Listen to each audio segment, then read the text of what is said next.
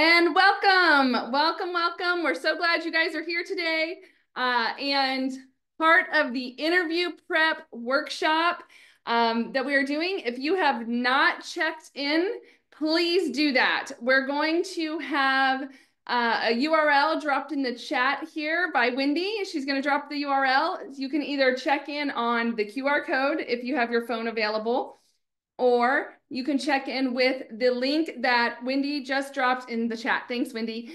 And the way we use that is we collect some data so that we can continue offering these workshops for free to you and then other people that need them. And so if you could fill that out, it also gives us the opportunity to make sure that we follow up with you and provide the email with all the resources I'm going to talk about today.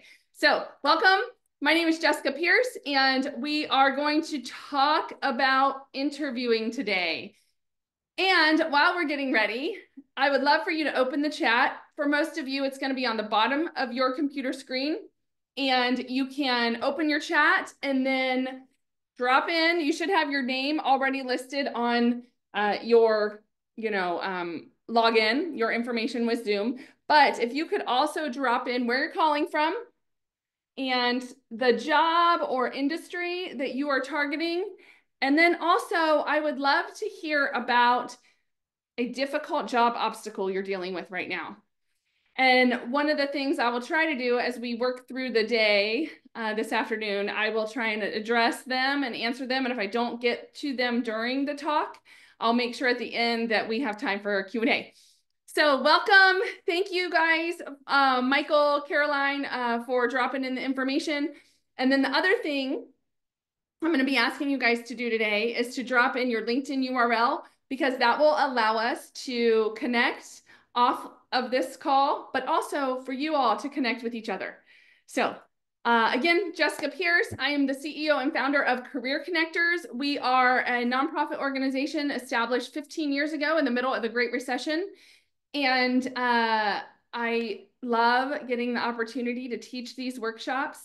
And at this time, they are provided at no cost to you by a wonderful organization, Arizona at Work, Pinal County. And they provide these workshops to the residents of Pinal County, but they have opened them up because we're virtual. We're able to do them virtually. They've opened them up to anyone who has a need for the information right now. And so we know many people are going through career transition, and these workshops have been so helpful to a lot of thousands of people actually over the last couple months as we've been able to provide them at no cost. So we provide this one, and we have other ones I will talk about later today. I would love to get started with just sharing a piece of my story, which I don't always share. I'm going to share it today. I feel compelled, like somebody maybe needs to hear the story today. And because I want you to understand that I'm not just here to provide the resources, which I'm going to do that. We're going to jump into some really, really interesting ways to nail that interview and get the job. But also, when I started Career Connectors 15 years ago, it was in the middle of the Great Recession. And I remember in that moment, I had closed a business. I was running a staffing firm, and we were serving people in land development and commercial real estate. And at that time in 2008 and 9, when the recession was hitting, any industries in land development and commercial real estate had been dramatically hit. And so all of our clients either went out of business or went back to bare bones staff. And so with my partners, I met with them and we decided to close our staffing firm. We weren't going to be able to ride it out for sure. And my husband, who was also in talent acquisition, was laid off 3 times in 6 months off of corporate recruiting positions. And so it was really volatile at that time. And I remember sitting in my kitchen dining room and looking at my husband, Mark. And at the time, our kids, we have 3 kids. And at the time we had an infant, a 2-year-old, and a 10-year-old. And I remember looking at him scared to death, like, how can we not be working? This doesn't make any sense. We both had worked since we were like 12, and babysitting jobs and lawn mowing and all that stuff all the way through till that moment. And we weren't working. And it was shocking to us. And so we were trying to figure out what we were going to do, how we're going to work, how we're going to feed our kids. Our house was going into short sale foreclosure status, and it was just a mess. And so we went to bed that night. And the very next day I woke up and I said, I know what I'm going to do. And Mark was like, yes. And he said, what is it? And I said, I really feel compelled to volunteer. And he's like, what? Wait a minute, what? And I said, I feel compelled to volunteer. I'm looking around, and it's not just us that's impacted, but so many people were getting laid off at that time that had never been impacted by any kind of layoff previously. And I called my local church and just said, can I have a room in the back of the church on like Monday nights? And I would like to help people write their resumes and get ready for job interviews. And they said, oh yeah, we're getting bombarded and we don't know what to tell people. So that started this program. And it was a volunteer initiative. We started meeting on Monday nights. I picked up a contract job and part-time. Mark picked up a contract job. And so as we were trying to figure it all out, I was volunteering. Well, within 3 months, this program exploded. I remember one day the church calling me and saying, Jessica, there is a line around the church. We've had the TV station calling. We have radio stations calling. What are you doing?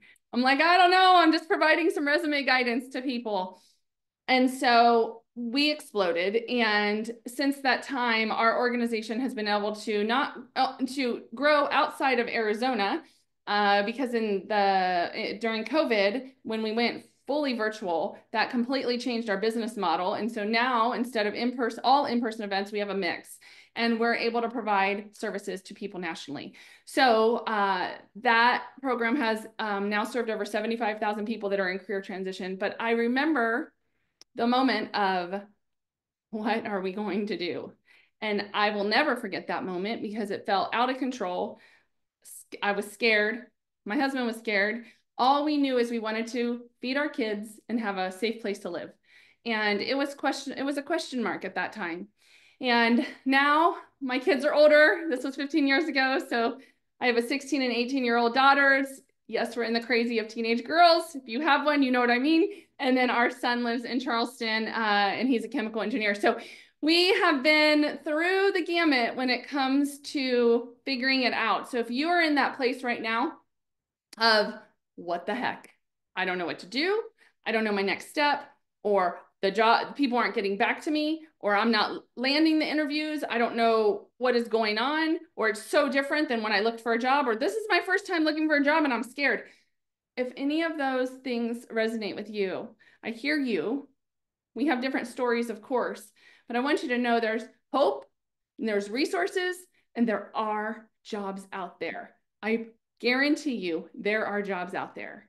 And our goal today is to help you understand what the hiring process looks like, what the life cycle of the interview looks like, how to prepare for interviews. And the major portion of what we're going to do today is how you craft your responses to interview questions. And then some tips around the interview, and then we'll talk a little bit about what to do after the interview. But I might be adjusting your ideas and thoughts on how to interview today. And my hope is that you walk out of here today going, that makes sense. I can do it. And I will do it this way in the future because it will connect. It will help you have such a stronger interview than you've ever had before. And so that's what I'm excited to go through today. The chat, thank you, Christina and Sandy and Tyler and Diana and everyone that's talking in the chat. Let's keep connecting in the chat. As we go through the content today, I will be taking questions in the chat. So feel free to ask questions. I will address them. If I don't get to them all, then I will at the end leave time for a Q&A. All right, glad you're here. I want to make sure each of you gets out a piece of paper and a pen or pencil. I know that sounds super old school. Yes, I'm a Gen Xer, but that's not why. The reason why is because writing down information matters. If you guys could open up the chat, I just want you to take a stab at an answer here. If I listen to something, listen and watch something, and I'm not writing anything down, I'm just listening, what is your guess on the percentage of information that my brain retains? Is it 5%, 50%, 75%, whatever? What is your guess on how much information you retain by listening only and not writing anything down? What are your guesses? Throw them in the chat. How much? What's the percentage? We got a couple 30%ers, a 50%. Great, good, 10, good. You guys are very close. We're looking at 10 to 20% is what our brain typically retains when we hear something. Now, what do you think is the percentage? I want you to guess again. Percentage of how much we retain when we type it into our computer or our phone. So we're listening, but we're also typing into our computer or our phone. What do you think that percentage is? What are your guesses? 70, 40, 80. Okay, a little bit more. 50, 60. Yep. So if you're typing into a computer or into your phone, we're looking at about 30 to 40%. 30 to 40% typing or typing on your computer or writing in your phone or typing on your phone. Now, what's your guess for if you actually, old school, take a piece of paper and a pen and write it down, like any of you that are Gen Xers like we did in school? What is your guess on how much your brain retains when you write it down? Yeah, so you guys are getting the feel for this. You're right, it's 75 to 80% is what we retain when we write it down. Now, what I'm very interested in is I have friends that carry around, I don't even know what they're called, but they're like iPads and you write with a utensil. Maybe one of you knows, Chris, yes, it definitely depends on your penmanship. Maybe you guys know what those are called, but they're little like iPad computers or something, and they're using a stylus to write. I don't know what the data is because I'm like, I wonder if I'm writing that way, if that retention is still in there because we're writing. And then if it is, it automatically, utilizes AI and stuff to go ahead and transcribe that information. And so that's a Christmas present I'm asking for, actually, because I have moved away from typing everything and I have moved towards writing out things that are really important. And so I encourage you today to get a piece of paper, get a pen or a pencil, and write out the activities we're going to do later. You don't have to write out all this content, but the activities we're going to do later, because those are the things that matter. And you can actually watch this back if you want to. You don't have to write out all the content I'm going to give you today. You can watch it back. We're going to send you a link after the call that'll give you a link directly to this webinar playback.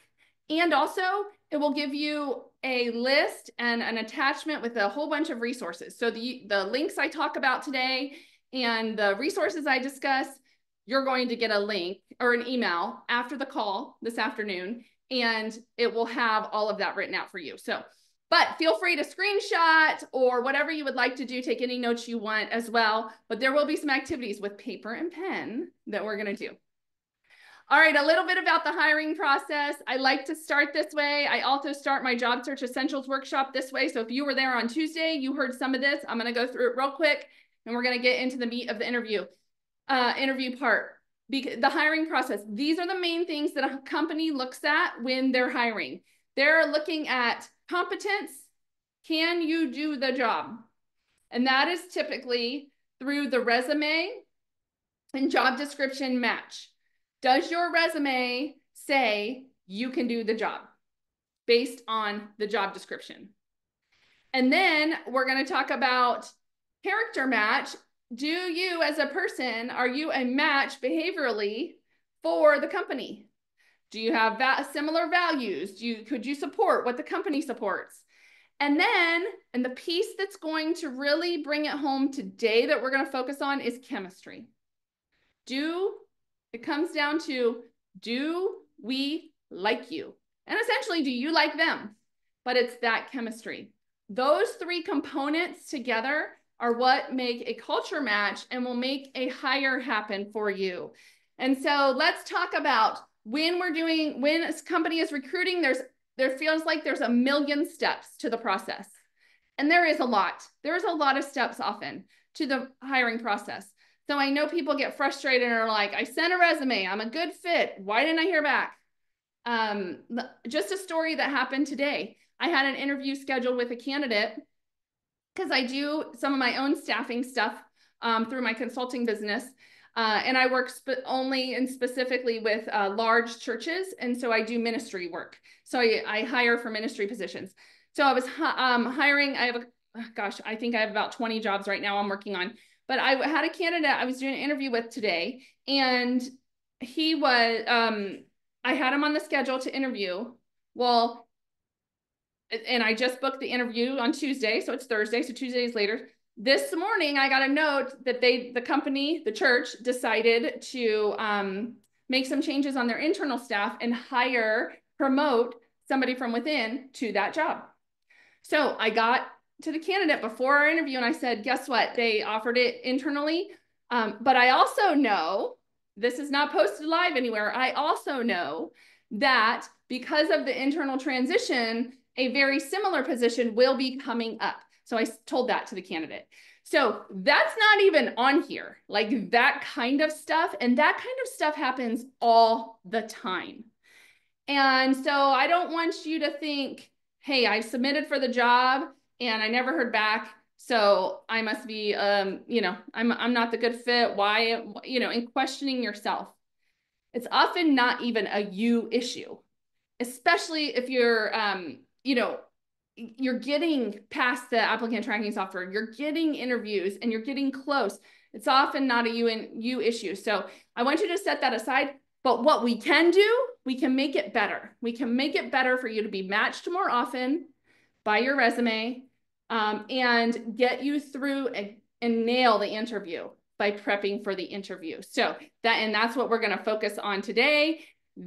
This is a job description. It's how you want to, with your resume, it's how you want to match your resume. So if you haven't taken one of our resume workshops yet, please do so. Lori Norris and Brenda Mariah are our trainers on those, and they're really good. And they will go through how to update your resume so it is getting through the applicant tracking software and you are matching the job description. Because again, that is how a company is evaluating, are you competent? Do you have the skills, experience, and education to do this job? That's what they're looking at. So make sure if you haven't taken that resume workshop, you jump into that. It's going to be really important. And these are the skills that they're looking at when they're evaluating both the technical, the professional skills, the leadership skills, and then are they a match for the job requirements? And when we get to the interview is where they're going to validate some of this stuff. So the stuff that you've said on your resume that you've submitted, they're going to do some validation there on your skills. And then the work experience, the volunteer experience, the internships, all of that plays into, do you have the experience to do this job? And today, when we focus on the activities of preparing for the interview, we're going to go back to your experience and really think through some times that you just did a great job, times that you're proud of something you've done. Whether it was in your previous jobs, whether it was in a volunteer position, whether it was in an internship or something you did in school, we're going to go through what are some of those really cool accomplishments you have and how do I make sure to get those in during the interview. And lastly is the education and training. Do you have the training needed to do this job? And if not, then what can you go do about it? So that's all the competence stuff. That's all the company looking at you saying, does this person have the ability to do the job? So by the time you get into the interview, most of them have said, it looks like this person could do the job. So if you get into the interview then it's like, all right, now I got to nail the interview. I have to make a connection with them because I'm here. You're in the door. You're there for a reason. And the reason is you showed them you were competent to do this job. So check, you got the competence, you had the skill set, you can do the job. Now, the next thing they're looking at is, are you a match from a character standpoint? And what that means is, do you have the behavior traits that are a match for the company? Do the work that they do and the way that they are as a company, are they a match for you? And so there's a couple ways you can look and figure that out ahead of time. One is defining what are your values? What are your strengths? What are your behavior traits? We do have this product called the DISC assessment, and you can utilize this at no cost. So we'll get this to you guys in your email afterwards. There's a link, you can take it. It has 24 pages about you, and it's gonna talk about some of your specific values to an organization. It's also going to talk about your ideal environments, the environment in which you like to work.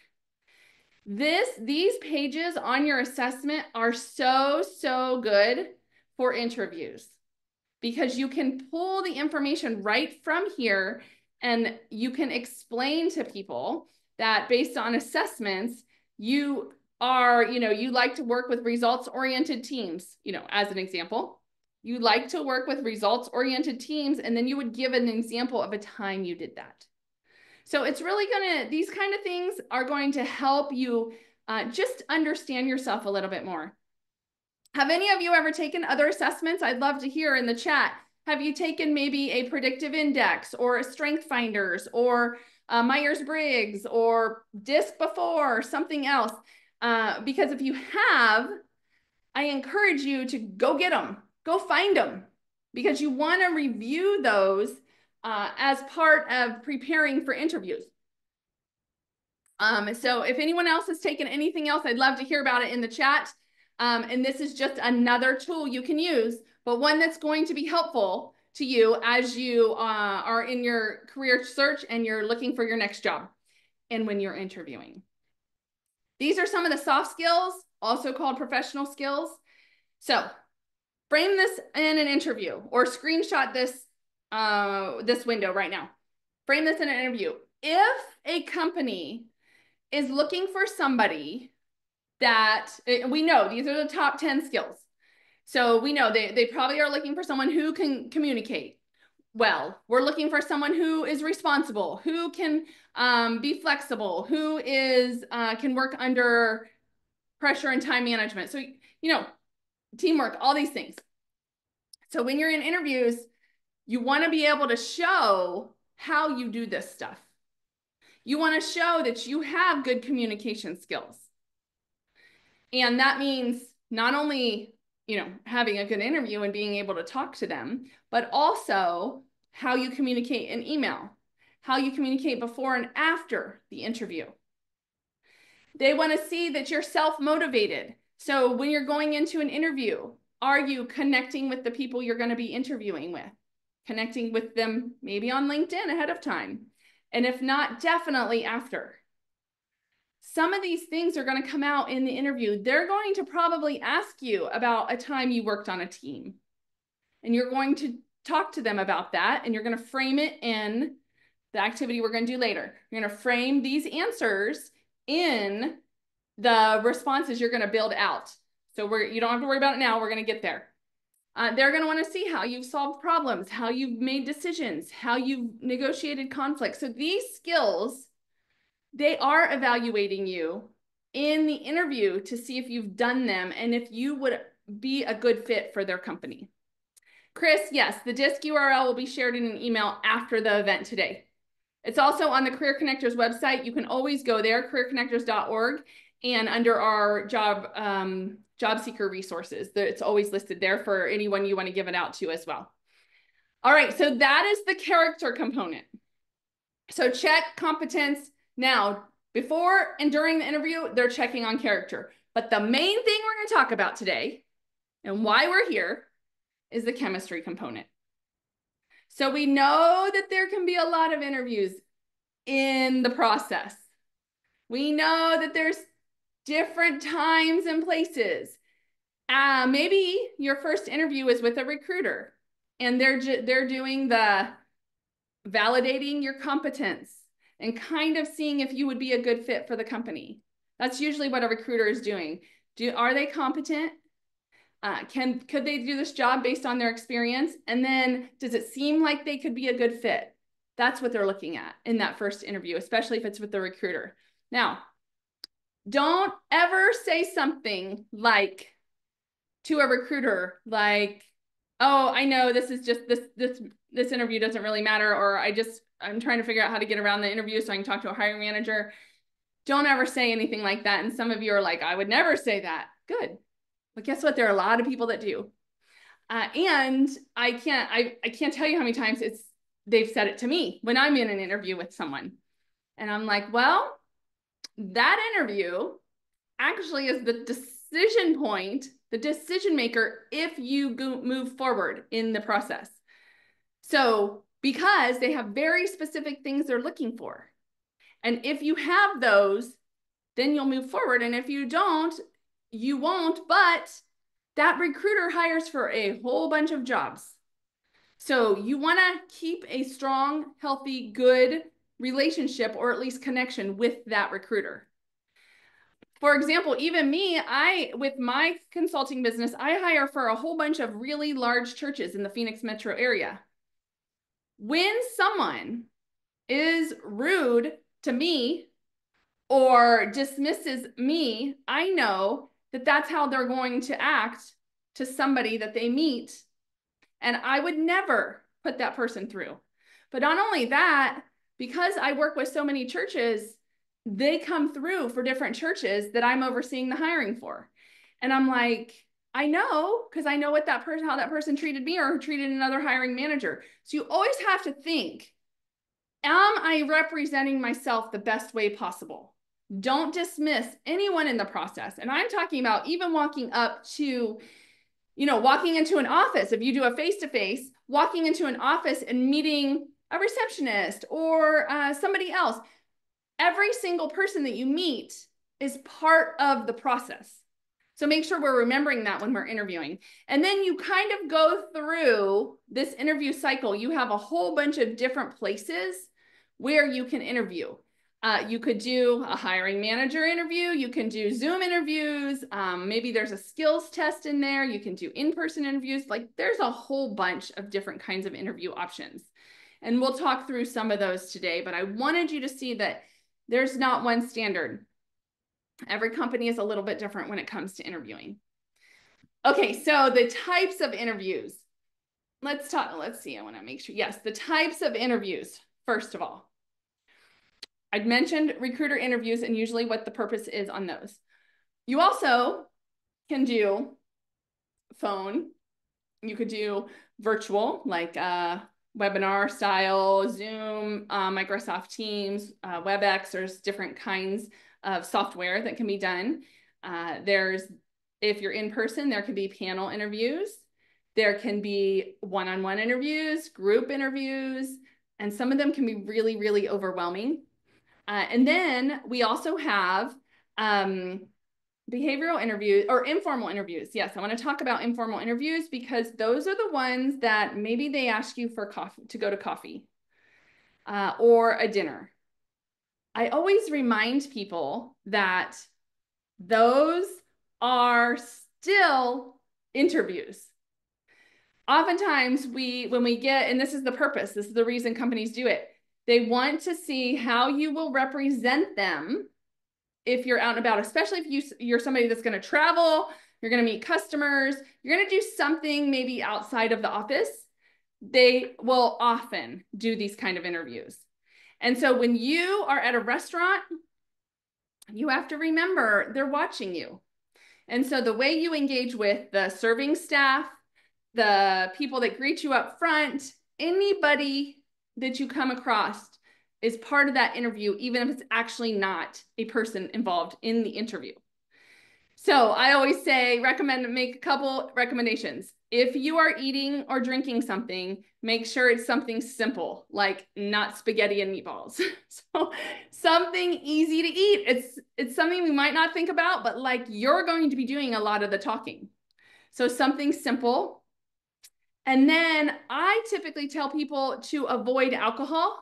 And that is because, not that alcohol is bad, not at all. But the purpose of the informal interview is to see how you'll react in these casual situations. And so I just say it's probably best to avoid it in the interview process.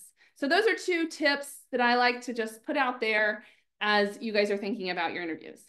Okay, and then behavioral interviews. That's where we're going to spend most of our time today when we talk about preparing for interviews.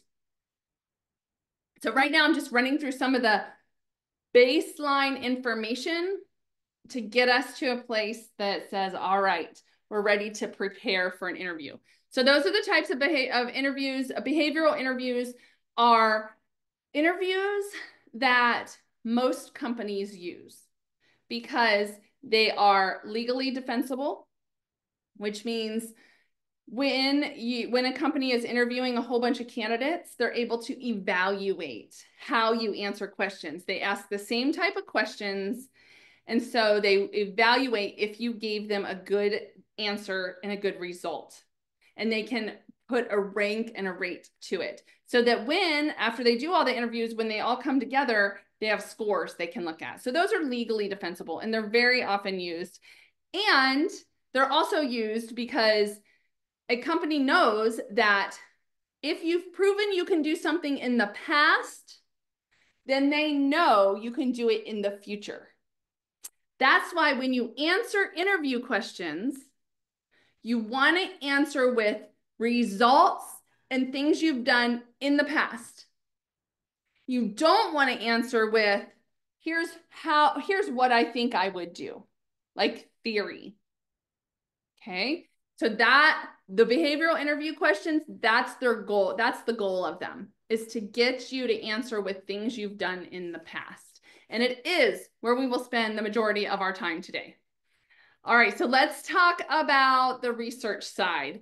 When you get the interview, yay! Like we're all excited and we're also nervous at the same time. Here is what you're going to do, how you're going to get started. And actually, the prep work for an interview starts now. You don't even know the companies you're interviewing with maybe, but the prep work starts now. We're gonna get you all prepared for interviews. And then when you actually get the call or the email, then you'll be ready. There's just a couple extra things you have to do. So you get the call, or how do you research? That's the first thing you want to do. So sometimes this can even happen before you apply for a job. And I hope that most of you are going and doing research for every single job you're applying for. And if you attend any of either the job search overview, which I did on Tuesday, or the resume workshop, we'll talk about doing the research on the company so that when you're submitting your resume or you're networking within the company, that you know what they're about.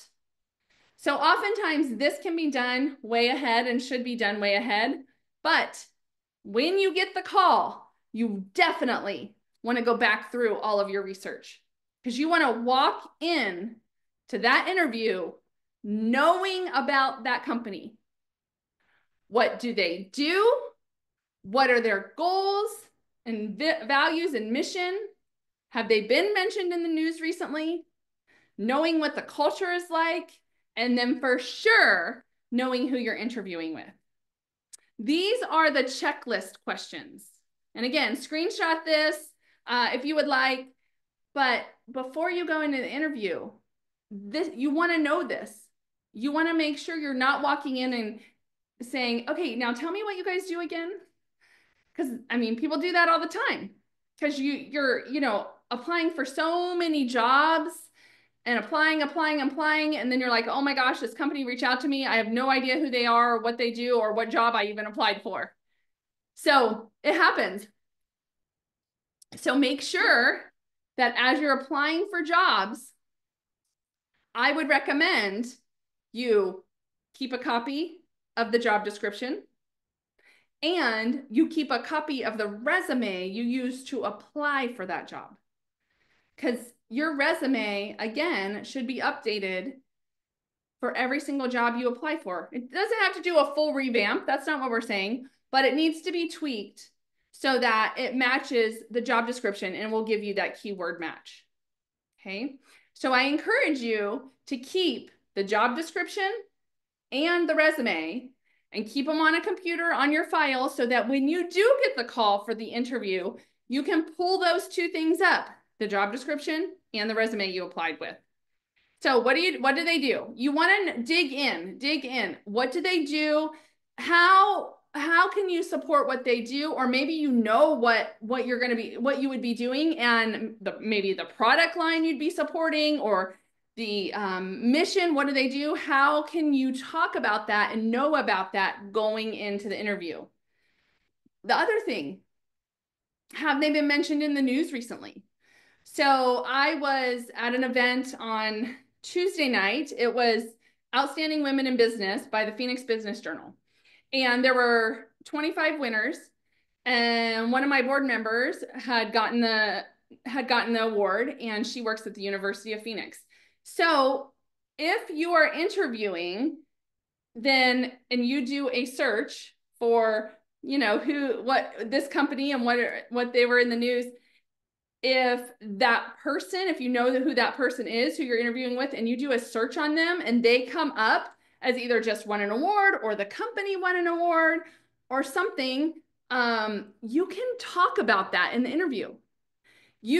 So my board member's name, her name is Doris. If I was interviewing with the University of Phoenix and had never met Doris, but I knew I was interviewing with her and I had done a search, I could walk into that interview after being introduced and say something like, oh my gosh, Doris, congratulations. I saw that you recently won Outstanding Women in Business. That's incredible. How did you make that happen? How did you get known within the Phoenix metro area? Like, that is a great way to make a connection with a company. Know about them walking into the interview. The other thing is company culture. You want to know if you're a match for the company.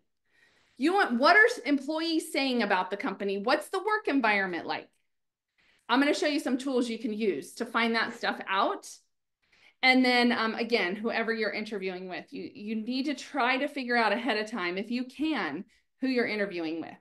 All right, so here's one of the best ways. But to find this stuff out, you go to their website and you go to their social media. If you go to their website, there's going to be a whole bunch of information about their team, about their mission, leadership, what kind of careers they hire for. On the bottom, usually the footer, there's a whole bunch of content that you can look into, like what their shareholders, what their board meetings look like, things like that, what they do, their different lines of business. Always, always, always check out their careers page, always, but then start digging in more. This company, and I love to use this company as an example, their name's Achieve, and they do debt consolidation and negotiation, and so they help people get out of debt. Now, most debt companies, none of us would ever want to be part of because it's just like, oh my gosh, that sounds terrible. But this company, instead of being like a collector and a debt collector and, just calling people nonstop to collect on a debt, that's not how they do business. They actually partner with the person that is needing to get out of debt, and then they negotiate on their behalf. And so it's a really cool model, and they've helped thousands and thousands and thousands of people get out of debt. And they are looking for people that are problem solvers, but are also empathetic. So if I saw that on their website, then going into this interview that you need to make sure you show your empathetic side. Like you use some examples in that area. And then you also have to decide, is that the kind of company I want to work for? Do I want to work for a company that leads with empathy? Some of us, yes, and some of us, maybe not. You know, it just kind of depends who you are. Everyone is different. And so this is where you can learn about them and who they are and their social media. So companies that you are interested in working for, you should be following them on social media. There's, 4 different platforms here mentioned. There are more, TikTok, Threads, there's other social media platforms, but most companies have these 4 that they're using. And YouTube is awesome because it has tons of videos, and they're not just, 15 seconds to 1 minute videos. There actually will be full videos about their company and culture and things they do in the community, things like that. So this research is essential before going into an interview. I even tell people this is important even before applying, so you really learn about them and see if you want to work for them. But it's essential before you go into an interview. So go out, connect, follow them on all their social media platforms, and even engage with them. Comment on their stuff, see if you know anyone that's working there. That will help you also get into a company if you haven't gotten the interview yet. All right. And then I love Google News. So most of us just go to Google when we search up something. Go to Google News. And if you go to Google News, then you can put in a company name and it will show current news articles about that company. And it doesn't include all the ads and spam. That's one of the reasons I like it. You can do this also on any AI tools that we're going to talk about a little bit. You can use ChatGPT to say, is there anything new currently going on for Lucid Motors or whatever company? And you can learn different things about the company right here. And then you can actually follow that company. You can see off to the right on my screen, follow that company to get information on the regular about them.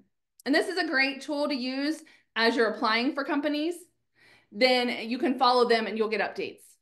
So Google News, it's a great tool to use. And then of course, LinkedIn. If you're not using LinkedIn, I really, really encourage you to get on LinkedIn and use it. In fact, Katina, you just interviewed with Lucid. Great. I hope it went well. What I would love for you all to do while we're on the LinkedIn portion is let's connect on LinkedIn. And so I just dropped in the chat how to connect with each other. So this is important. LinkedIn is so important right now. Has almost every recruiter is using it. The number is like 97% or something of recruiters use LinkedIn.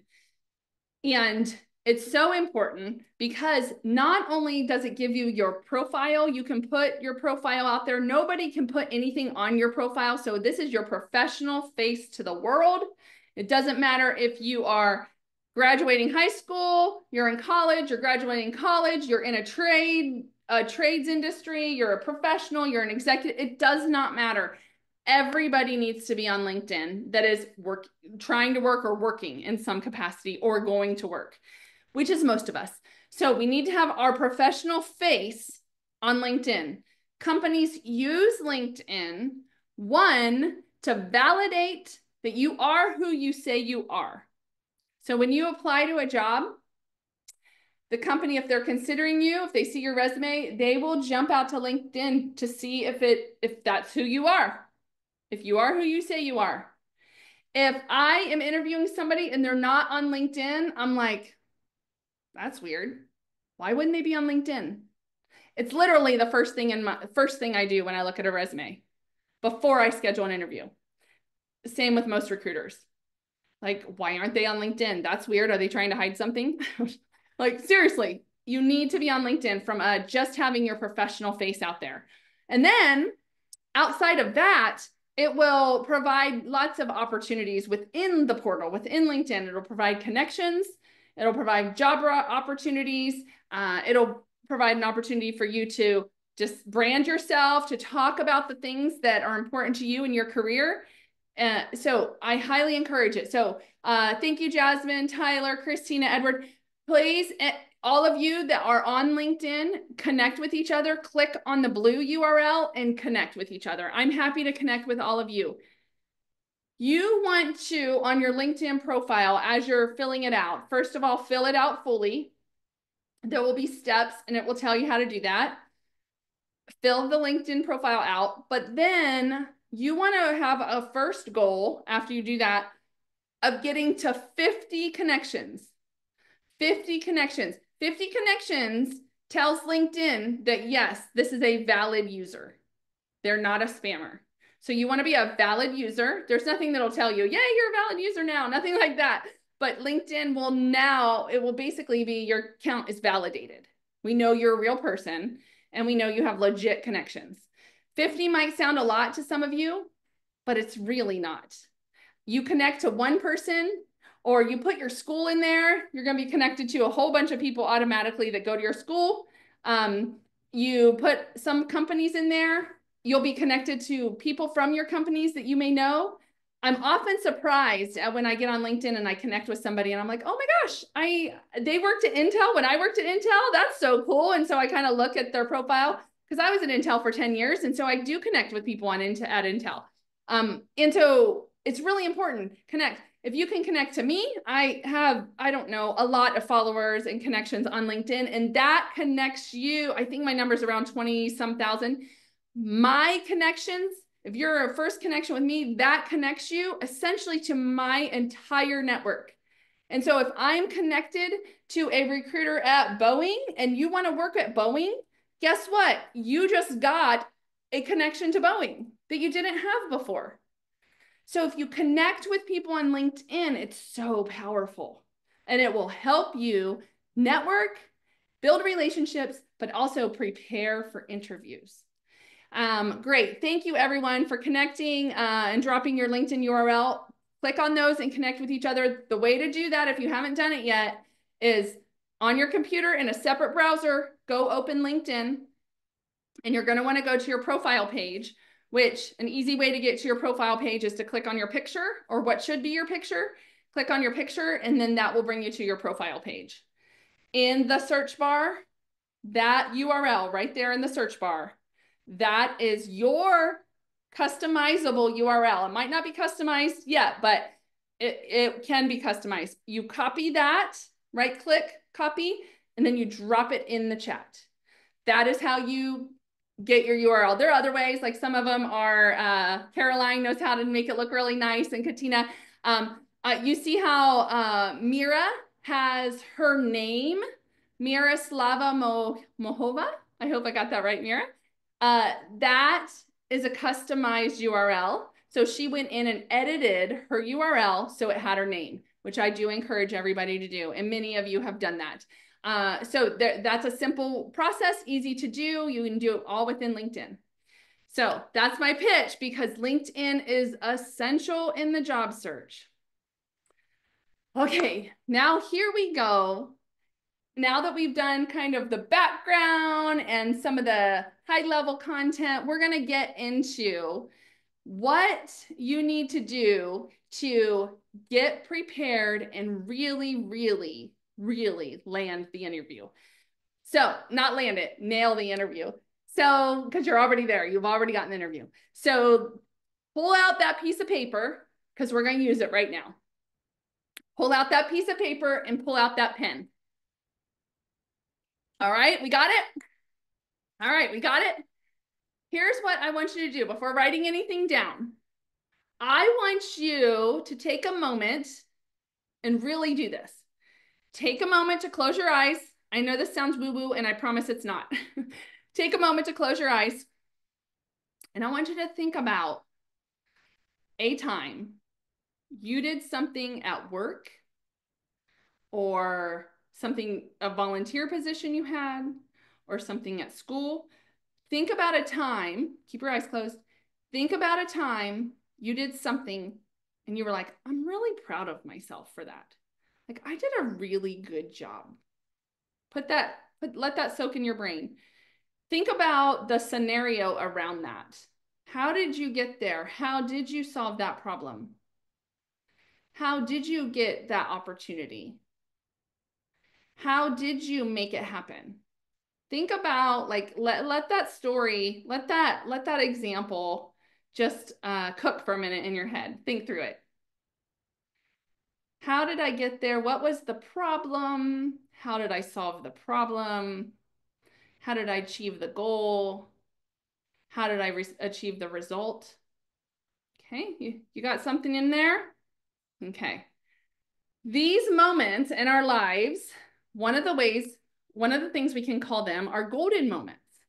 These are kind of really cool things that we've done in our career. Really cool moments. Something I could say, oh, I was proud of myself. Man, I helped save the company money. Wow, we served the community in a really cool way. Ah, we made a difference in that person's life. Man, I was able to achieve this goal that they thought was impossible. I ran this event and it was phenomenal. Like, whatever your thing was, whatever your situation was, a golden moment. So just write that golden moment down, just a couple words. Write down on your piece of paper kind of what was the situation? What was the event? What was your job or responsibility for that golden moment? Go ahead and write that down. And immediately after that, what was your part of it? What was your role in it? What did you do? Like, what were you responsible for? Write that down.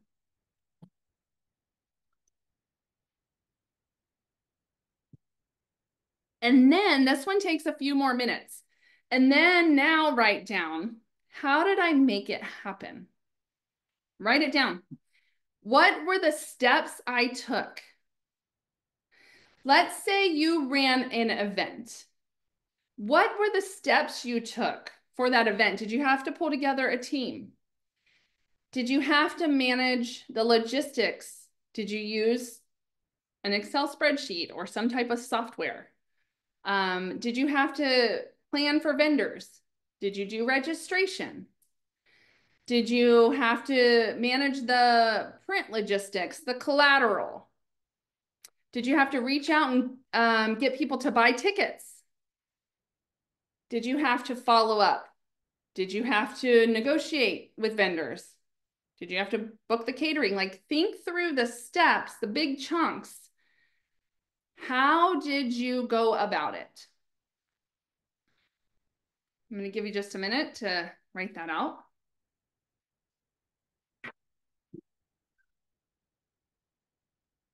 And then I want you to write down, what was the result of this program, this event, this situation, this problem, whatever it was. What was the result? For an event, did we raise money? Was it a team builder? Was it the annual holiday party? What was the result? Were you under budget? Did you meet the goal, the timeline? Did the team develop stronger relationships? What was your result? If it was a project, did you save money? Did you implement a software? What was the result? And then ask yourself, what did I learn about myself or other people or the job? What did I learn from this situation? Did I learn that I know new software? Did I learn that I didn't evaluate enough resources? Did I learn that I work with a lot of crazy people that are hard to work with? Like, what did I learn about? What did I learn through that process? And then what can I do differently, or how do I operate now as a result of that project, that event, that situation? Maybe you now have a strategy, a baseline, a template for how to run events, and you were able to modify it, change it, the template, the program. Did you learn that now you can use software that speeds things up? So I want you to really think about this. I'm going to give you another couple minutes. I'm going to stop talking. I'm going to give you a couple minutes, and I really want you to make sure you have all of these line items filled out about this golden moment that you're thinking about right now. This is so important. If you have not started writing yet, just start writing. Think of something, even if it feels tiny and small, like it didn't really matter. Maybe, I know we have some students on here that recently graduated. Maybe it's something, a project at school that you did. At college, did you have to lead a project? It doesn't matter. How big or small this golden moment was, it doesn't matter. What matters is it's something that you're proud of that you did. So I'm going to stop talking. I want you to soak this in. I want you to write this out. All of these bullet points. Some of you I know are probably done. You're like, that was easy. Start on your second one. Start on your second one. So write out the answers to this.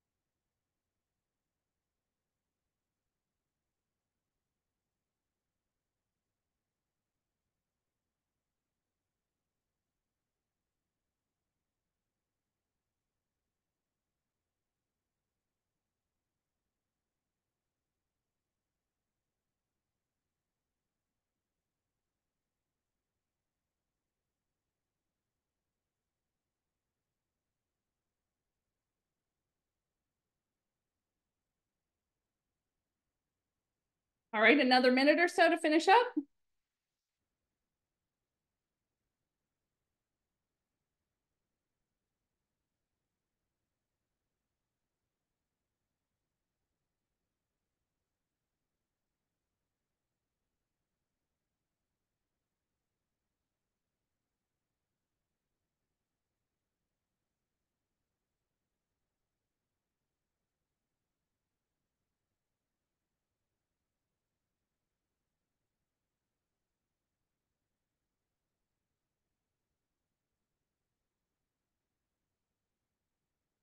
Okay.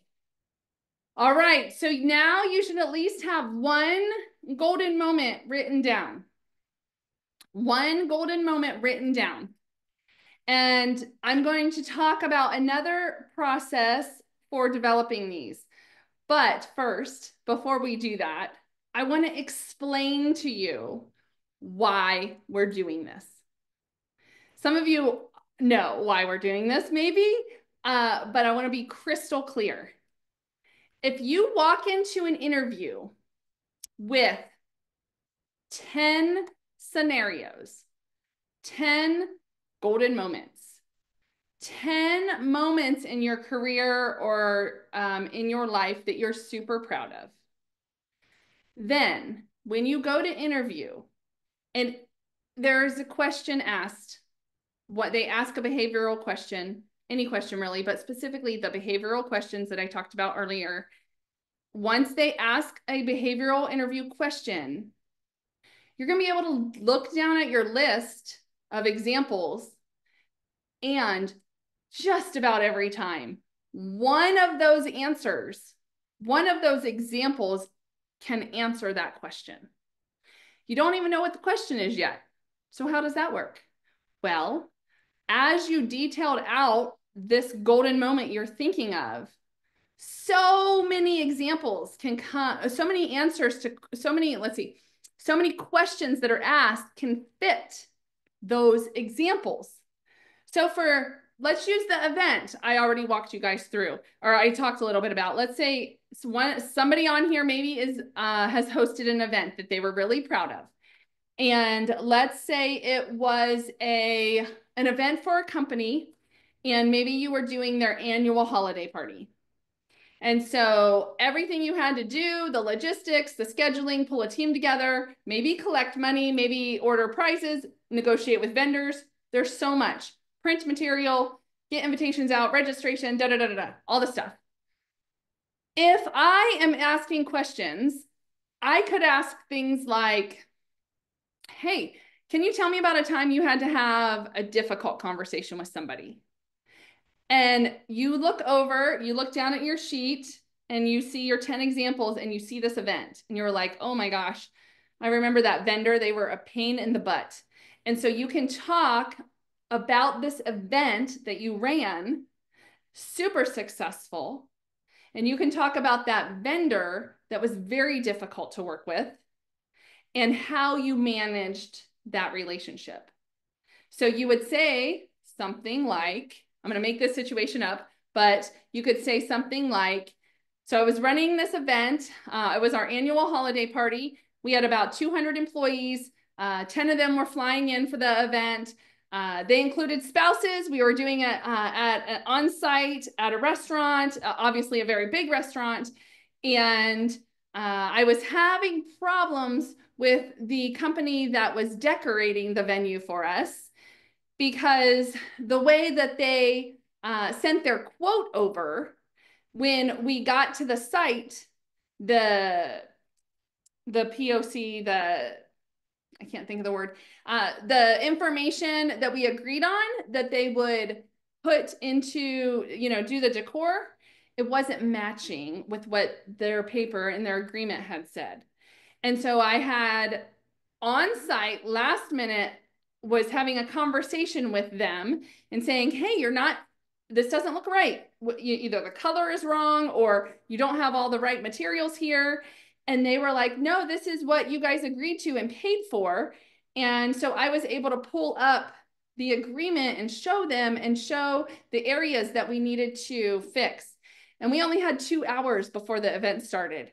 And so they didn't realize that they had undercut themselves in this event. So she said, she agreed to go out and get get more materials, change things up. It wasn't quite what we wanted, but it was, it was pretty good. It was good enough. And so then we made an agreement and I was still able to compensate her a little additional to make up for the agreement. Okay, so that I totally made that situation up. But that is an example of you have your question there. And then you can even finish it with the event was a success. Everyone was happy. We had all the food. People networked that had never talked before. Our team was thrilled. I was under budget. And I was also given an award at our next staff meeting because that I led this project. And now I have a template for how to do it in the future and specific steps I'm adding in that I didn't have on the initial spreadsheet. So now what you've done is you've answered their question and you've been specific about something you've done. And you've also talked about a really cool thing you did at work and a really, really cool result that you had.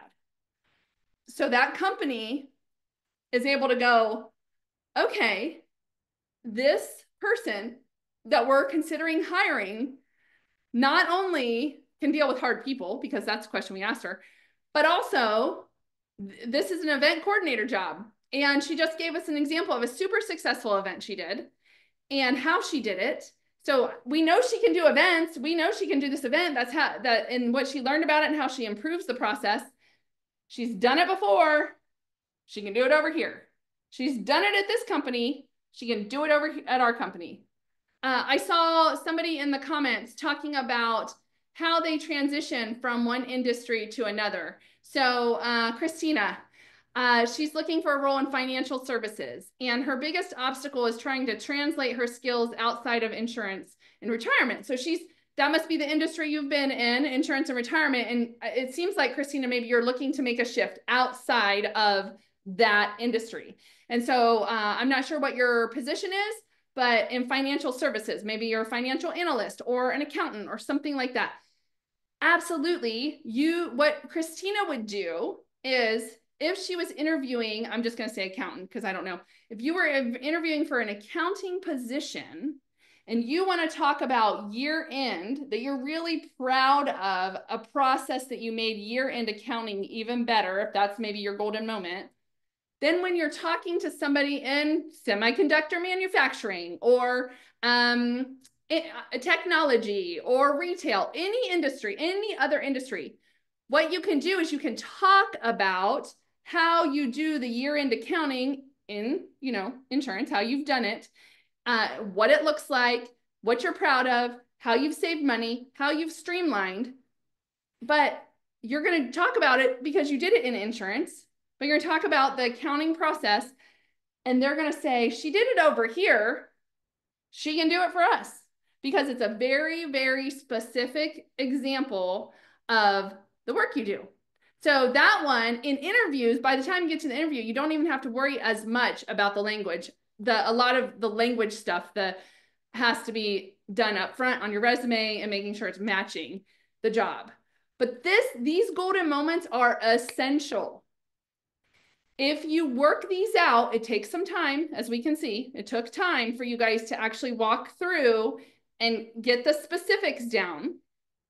You walk through and you get the specifics down, and my guidance is 10, that you do 10 of these. Because if you actually get them down on paper, you'll remember things you didn't remember before. You're like, oh yeah, that's really good. I did do that. And that's what we did. So that when you go to the interview, you bring in a piece of paper or a notepad, you bring in a piece of paper, and on that piece of paper, you have written down 10 examples. And it's when you write the example, you don't have to give all the details. You just put on your paper, holiday event at Amcor, whatever company you're talking about. That's, a line item.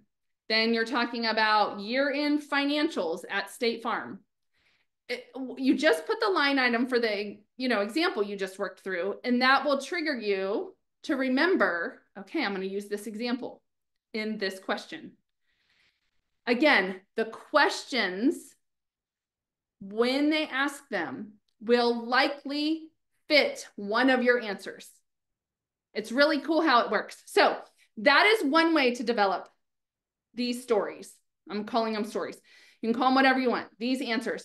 This is one of the ways you can develop the answers. Another way that you can develop the answers is, and some of you may be familiar with this, the STAR or the PAR model.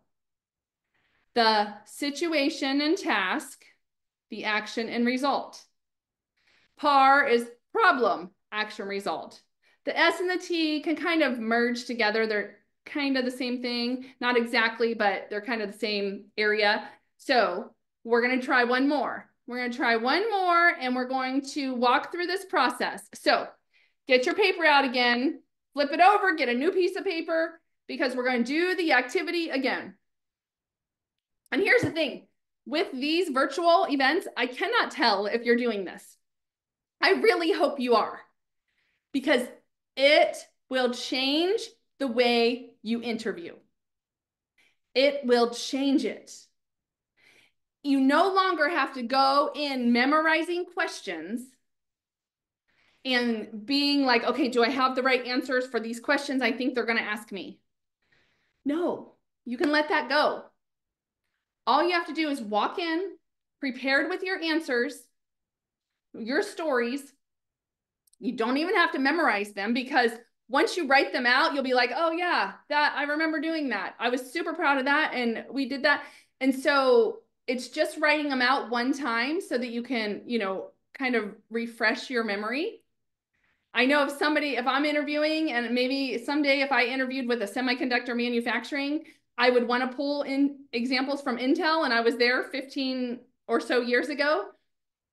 I would have to refresh my memory on all my Intel stuff. I would need to get out some files from back then and see the projects I was on and some of the things I did that were really cool situations and that I was really proud of myself. So that's what you need to do. So let's walk through the next story. Are we ready? Do you have your clean paper out? This is what we're going to do. I want you to think about the situation. Again, another situation. Don't use the same one. We're going to do your second one here. Or some of you might be on a third example if you did 2 golden moments. Think about a situation that you are really proud of.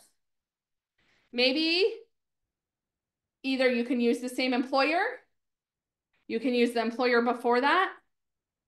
Did you volunteer and do something really cool? So let me give you another example. We just had this volunteer. Her name's Linda. She's phenomenal. And one day she reached out to me, random. She wanted to volunteer. We get a lot of people that are interested in volunteering. And she reached out to me, and she's an HR person. She's in training and development. And she said, hey, I would love to volunteer. I have some time. I'm in career transition right now. And kind of here's my background. And I was like, oh, I think I have a project for you.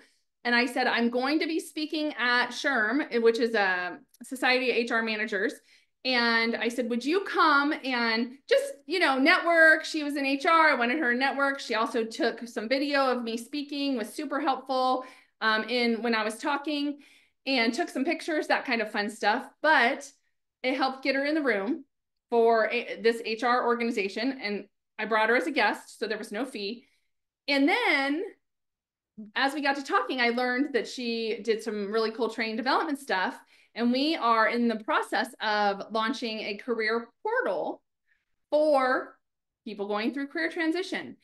And I was working on the content along with my colleague, Brenda. So we are doing the videos and the activities and all this stuff, but we didn't really know how to do the LMS, which is a learning management system. So I was trying to figure it out. That is Linda's background. So Linda gets on, puts the whole project together, and starts loading everything into the LMS and doing the transcriptions from the videos, making sure everything is formatted and that the system is working. It saved us so much time and money. I can't even explain to you guys. It's incredible. She did an incredible job. And she's still testing and monitoring because we release it April 10th. And so she was a huge benefit to our organization as a volunteer.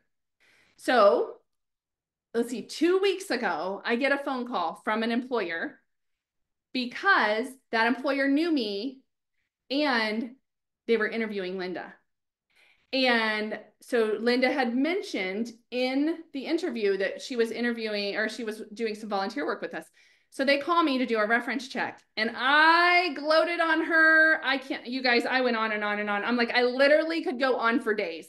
I would hire her in an instant. And so I explained all the things she did. So that next day, Linda got an incredible offer that was making more money than her last job and a better fit than her last job. She started actually this past Monday. And I haven't talked to her yet. She's probably been super busy, but she nailed it, nailed the interview, and was able to use the story of this volunteer position as one of her examples that she had written down. And so it doesn't have to be work related. It can be. Most of them probably should be, but there can also be other examples. So walk through this. Walk through what is the situation or the problem. Write it out. What was the challenge? What were the expectations? What had to be done and why did they have to be done? Those are the tasks. Write that down.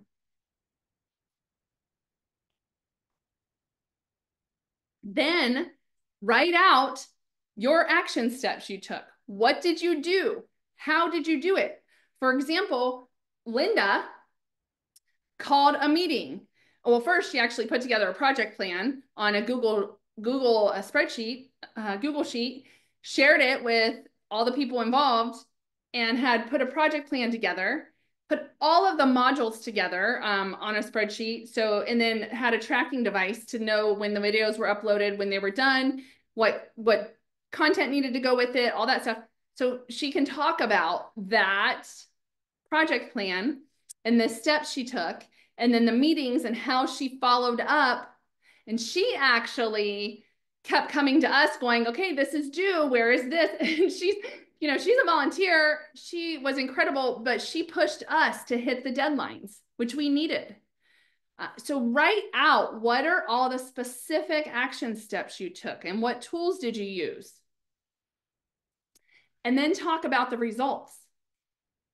So the results of this project is that our organization is going to be able to provide a ton of individualized custom coaching and career support, job support from the minute someone gets laid off or loses a job or changes a job or needs a job, all the way through negotiating salary, getting an offer, and starting. So it's the entire job search process, and thousands of people will get the opportunity to go through this. And she made an impact there. She is so grateful. So think about that. What did you do? What accomplishments did you have? So Florence, I'm not sure if you're seeing the questions. I have them on the screen right now. Can you guys still see these questions? Okay, great. So these are the questions. I have some additional questions. Oops, let me go back here. So here are the other ways to frame this. And so just situation, describe it, set the scene, the task is what was the result of the situation, what needed to happen, explain those tasks, and then the actions. What are the actions you took? And then what were the results? The outcome. Be super clear about the outcome because that's what the company cares about. The problem, how you fix the problem, the result. The opportunity, the project, how you managed it, what you did, and the result. Maybe the problem was a really tough customer. And then you can talk about how you talked them down, how you got, made things work out. And then the result is they, continue to be a customer and they were really happy with the solution. All right, I'm gonna stop talking for a moment. And again, get this all written down on this example.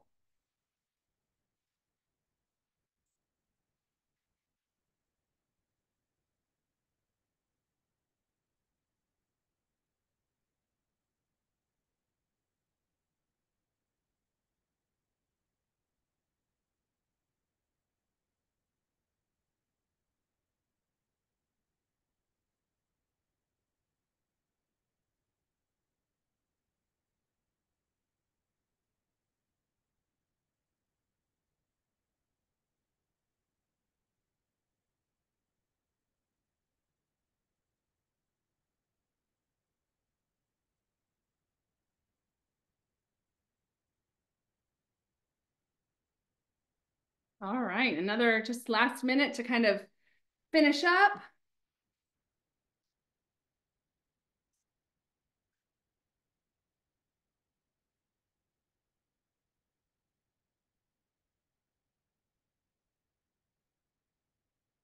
All right, so what I want you to do, I'm going to repeat it again, is I want you to spend time coming up with 10 of these, a total of 10.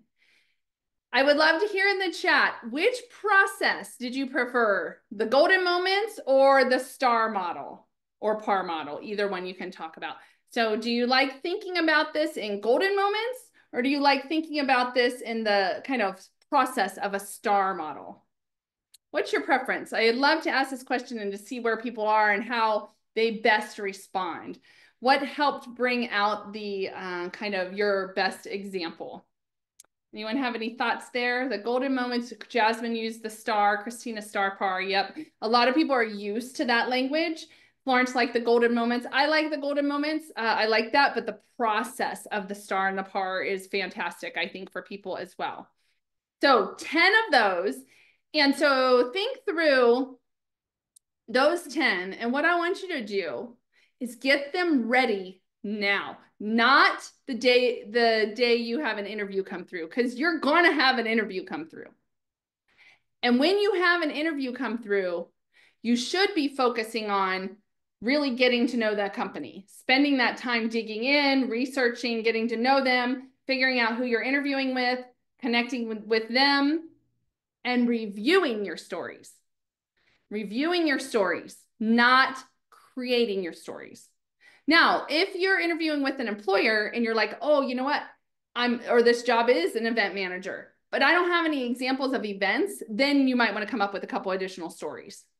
So you do want to make sure there are a couple stories in there that are a match for the job. But for the most part, once you create these 10 stories, you're going to be able to use them for everything. You're going to be able to use them for networking. You're going to be able to use them in interviewing, phone screens. You're going to be able to use them all the time. So it's worth the time. It will change the way that you interview, and it will change the way that you connect with the employer and the way that you show the work that you can do. Okay, so besides behavioral interviewing, we'll do a little bit more on that, but here are 3 questions that almost always happen. So again, I'm not asking you to memorize anything, but these are ones that typically are going to happen. And you should be able to answer these without much of a problem once you think through them. So we have the tell me about yourself, we have the strengths and weaknesses question, and then we have why should we hire you? So let's talk about them. The strength or the tell me about yourself. This sometimes can be a super informal question, or it can just be kicking off the interview. But here's what they're trying to do. The company that's interviewing you, the person that you're interviewing, is trying to verify what you said on your resume, that it's true. They're trying to validate that any kind of background information they've done on you, that they're verifying that it's true. And they're trying to get to know you a little bit. Those are the main things that this question is doing. They're also trying to see if they like you. There's a connection, right? And I just heard it again yesterday, but we've heard this all the time. We spend more time with the people we work with than we do with our family. Now that might have changed a little bit since COVID, so I don't have the data on it. But if you are in a remote job, maybe that's not as true. But I can still tell you, my kids are 16, 18, and 26 now. And the time I get with them feels like nothing. It's sad. We're in like the second phase of our life with our kids. It's good and it's sad. It's freedom and it's sad. It's both. And so it is very true that I spend a lot more time with my colleagues than I do, and my staff than I do with my family. And so people that they want to work with you if they like you. And so you're wanting to make a connection here. So when you're responding to this, it's a brief kind of overview of your background. Do your best to keep it focused on the job that you're in there for the interview with. Focus on your strengths. And then I always say, try to throw something in there personal. Try to throw something in there that is a connection point.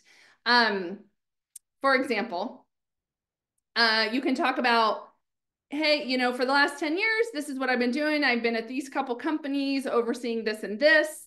The event role that I'm talking to you guys today, I have done a very similar position at this company. And here are the examples here's an example of some of the strengths I've brought, and then throw in something personal. When you're doing the research on the company or on the people you're interviewing, this is a great place to integrate something about the company into this answer. So for example, okay, anyone on the call like football, college football? Do I have any college football fans? Let me know. I want to hear in the chat. Do we have any college football fans? My family and I are diehard college football fans, but here's the thing. We don't all like the same teams. So we're like this, right? But we love football. I am a huge Ohio State Buckeye fan. I'm from Ohio. I went to Ohio State. We just won the national championship. I mean, I was at the Rose Bowl this year, like die hard, right?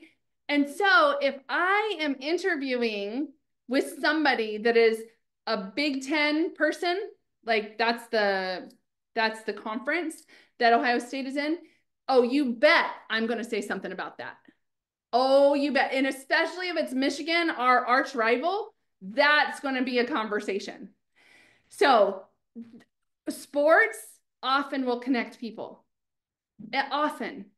Even if you're not a sports fan, but the company is maybe supporting, in Arizona, we have the Pats Run out here. And that started because he was an Arizona Cardinal and he served in the military. And so that's a big, huge event. Maybe you run in the Pats Run and that company is sponsoring it. See, Caroline, look at that. She is running in it. Yay. It is a great event. Thousands of people are out there. Companies sponsor it. So maybe you see something on their social media about that event.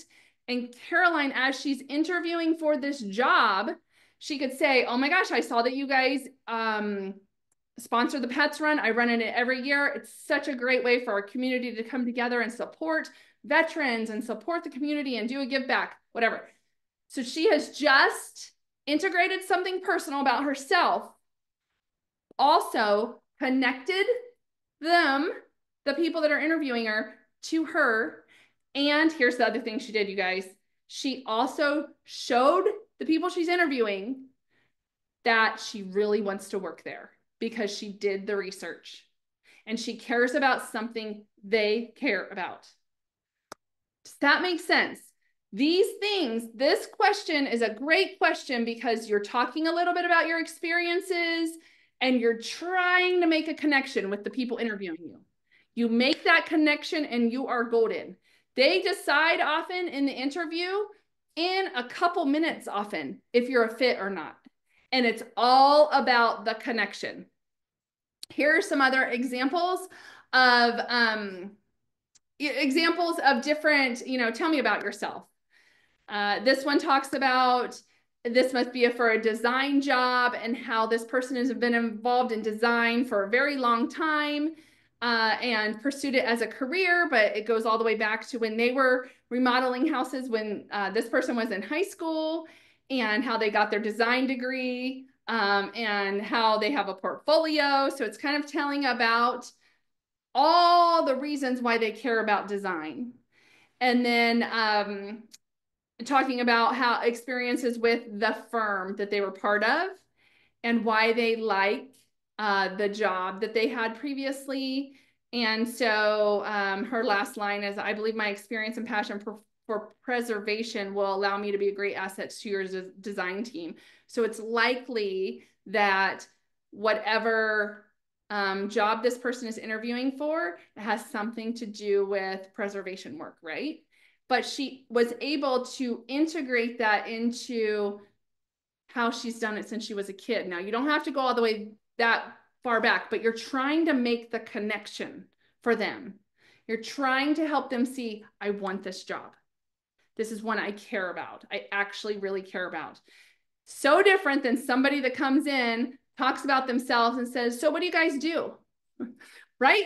Like immediately, that person's an immediate no. But when they go to do the roundup and they're like, oh my gosh, did you talk to, or do you remember the interview from the gal that was from Savannah? And she talked about, she's been doing this stuff since she was a kid. She's cared about it. Oh man, I really liked her. She's a great candidate. Like those stories matter. Here's another one. So this lady works at a restaurant as a hostess and she talks about her, what she does, greeting customers. She likes the busyness of the restaurant. And before that, she worked in retail and how she developed her skills. And she wants to move forward in her career and in the restaurant business. And then the restaurant she's at has a great reputation. And she also likes baking and mixing drinks on the weekends outside of the restaurant or outside of her job. And so she kind of ties that in, a little bit of the professional and a little bit of the personal all go together. So that's why I love this. I want you to really try to think through, how do I want to introduce myself? That's what this is. And then the piece around the connection, that you will figure out after you get the interview request, because you're going to go off and do more research about the company. So really great way. Just a caution here as you're answering this question, make it succinct. Don't go on for days. Yesterday, I'm not joking you, I had 8 interviews yesterday that I did. 2 of the candidates I asked I said, hey, can you give me your experience, an overview of your experience? 2 of them said, how long do you have? And I was like, ha ha ha, not a joke though. I have a half hour. So I'm just doing the initial screening calls.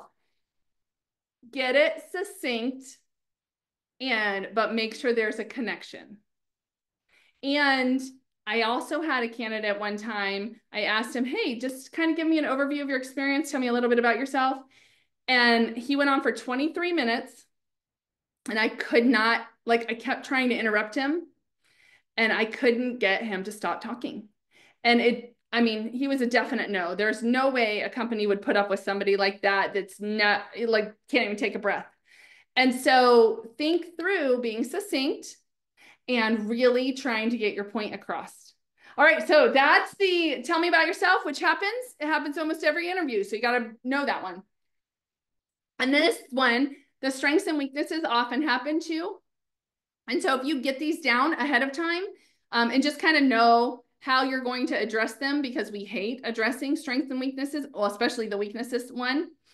But again, they're getting to know you a little bit. They want to see if you can communicate and you know yourself.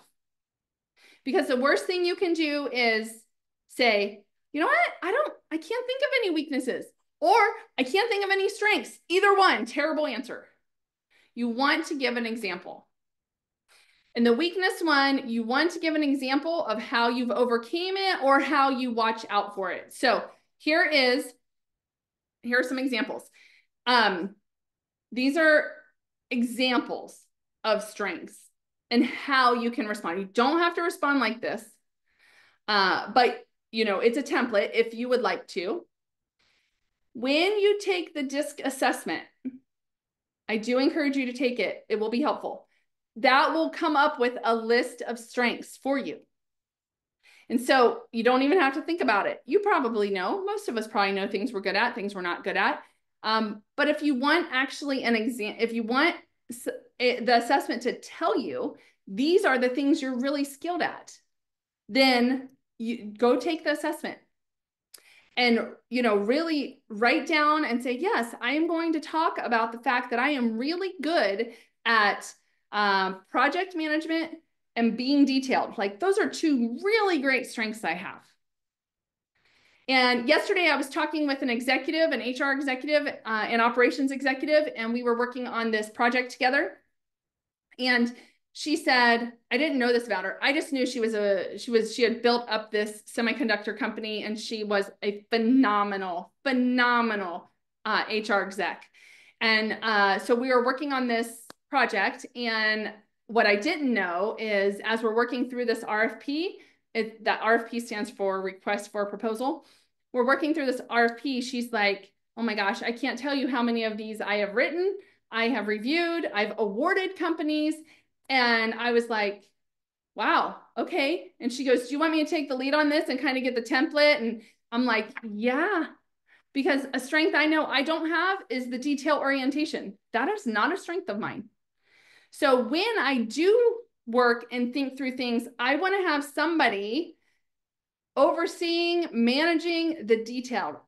All of our communications that we send out from Career Connectors are written, edited, reviewed.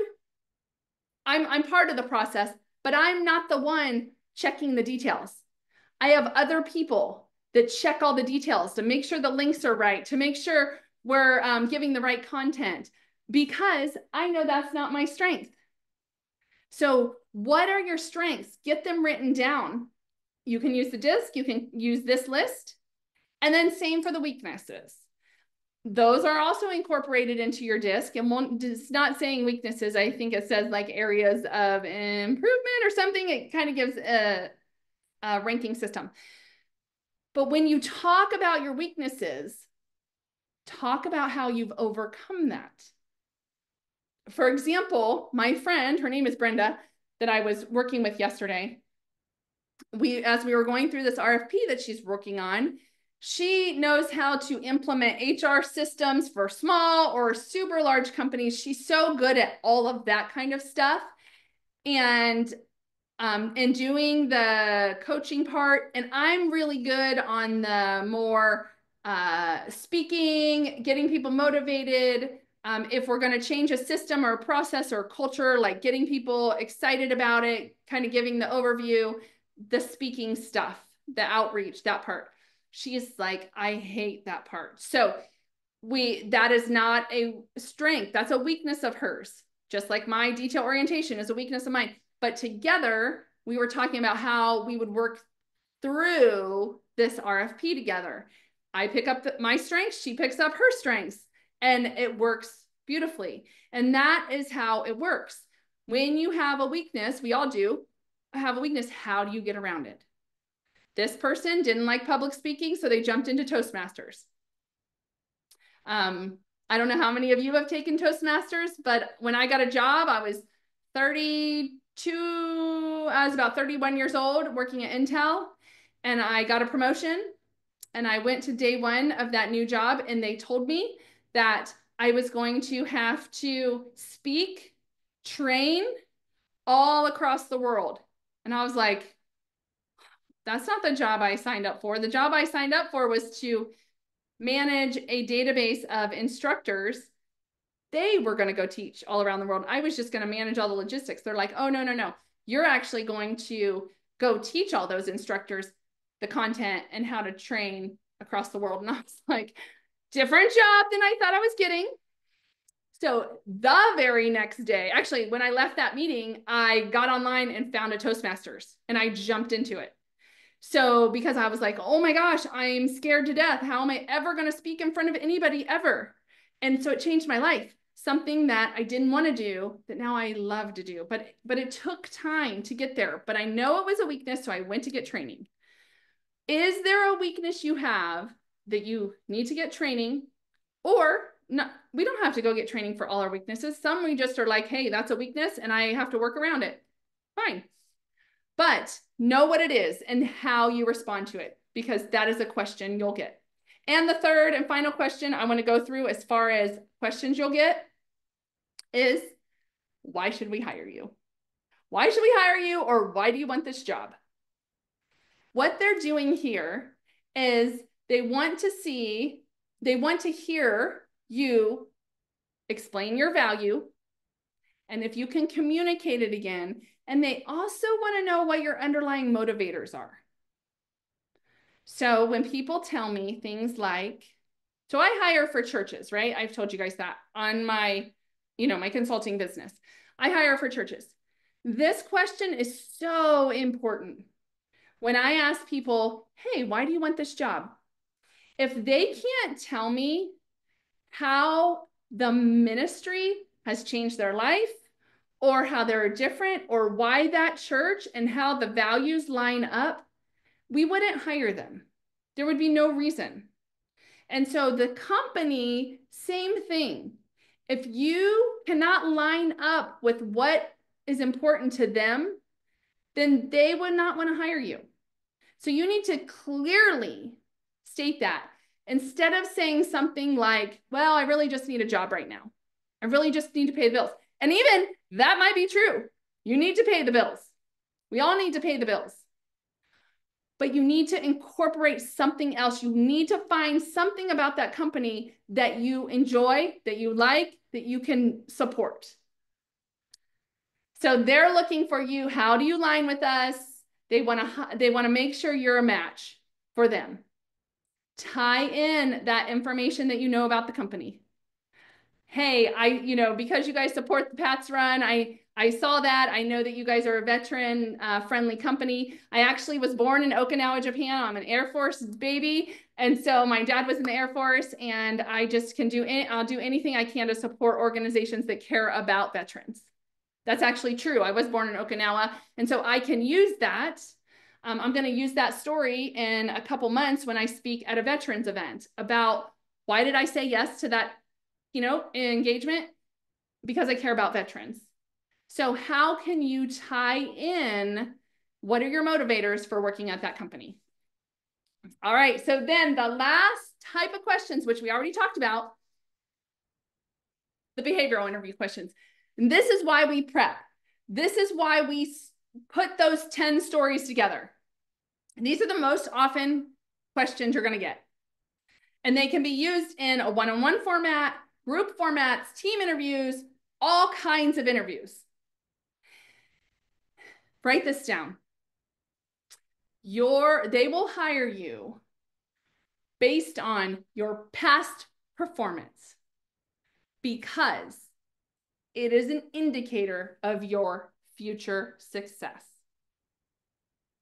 Your past performance is an indicator of your future success. That means you need to tell them, you need to show them, you need to paint a picture for them of things you've done in your past, results you've had in your past, so they can actually picture in their brain you doing it for them at their company in the future. That's why you have the stories. They want to hear about that annual holiday event that you planned because they know you're going to be doing events and planning events. But you paint that picture and you explain to them how you dealt with a hard person within that story. And they know when you have a vendor that's driving everyone crazy, you're going to be able to handle it. You're not going to go to your boss and be like, I don't know what to do. No, she can handle it. She'll be fine. You got to paint the picture. That's why we write out the stories. Stories connect. Stories connect. It's one of the reasons I will tell the job search story that I went through. If you know I went through something similar, not the same, similar to what you're going through, maybe you'll understand that I do care and it is important. And so same for the company. Connect, make a connection. You connect through stories.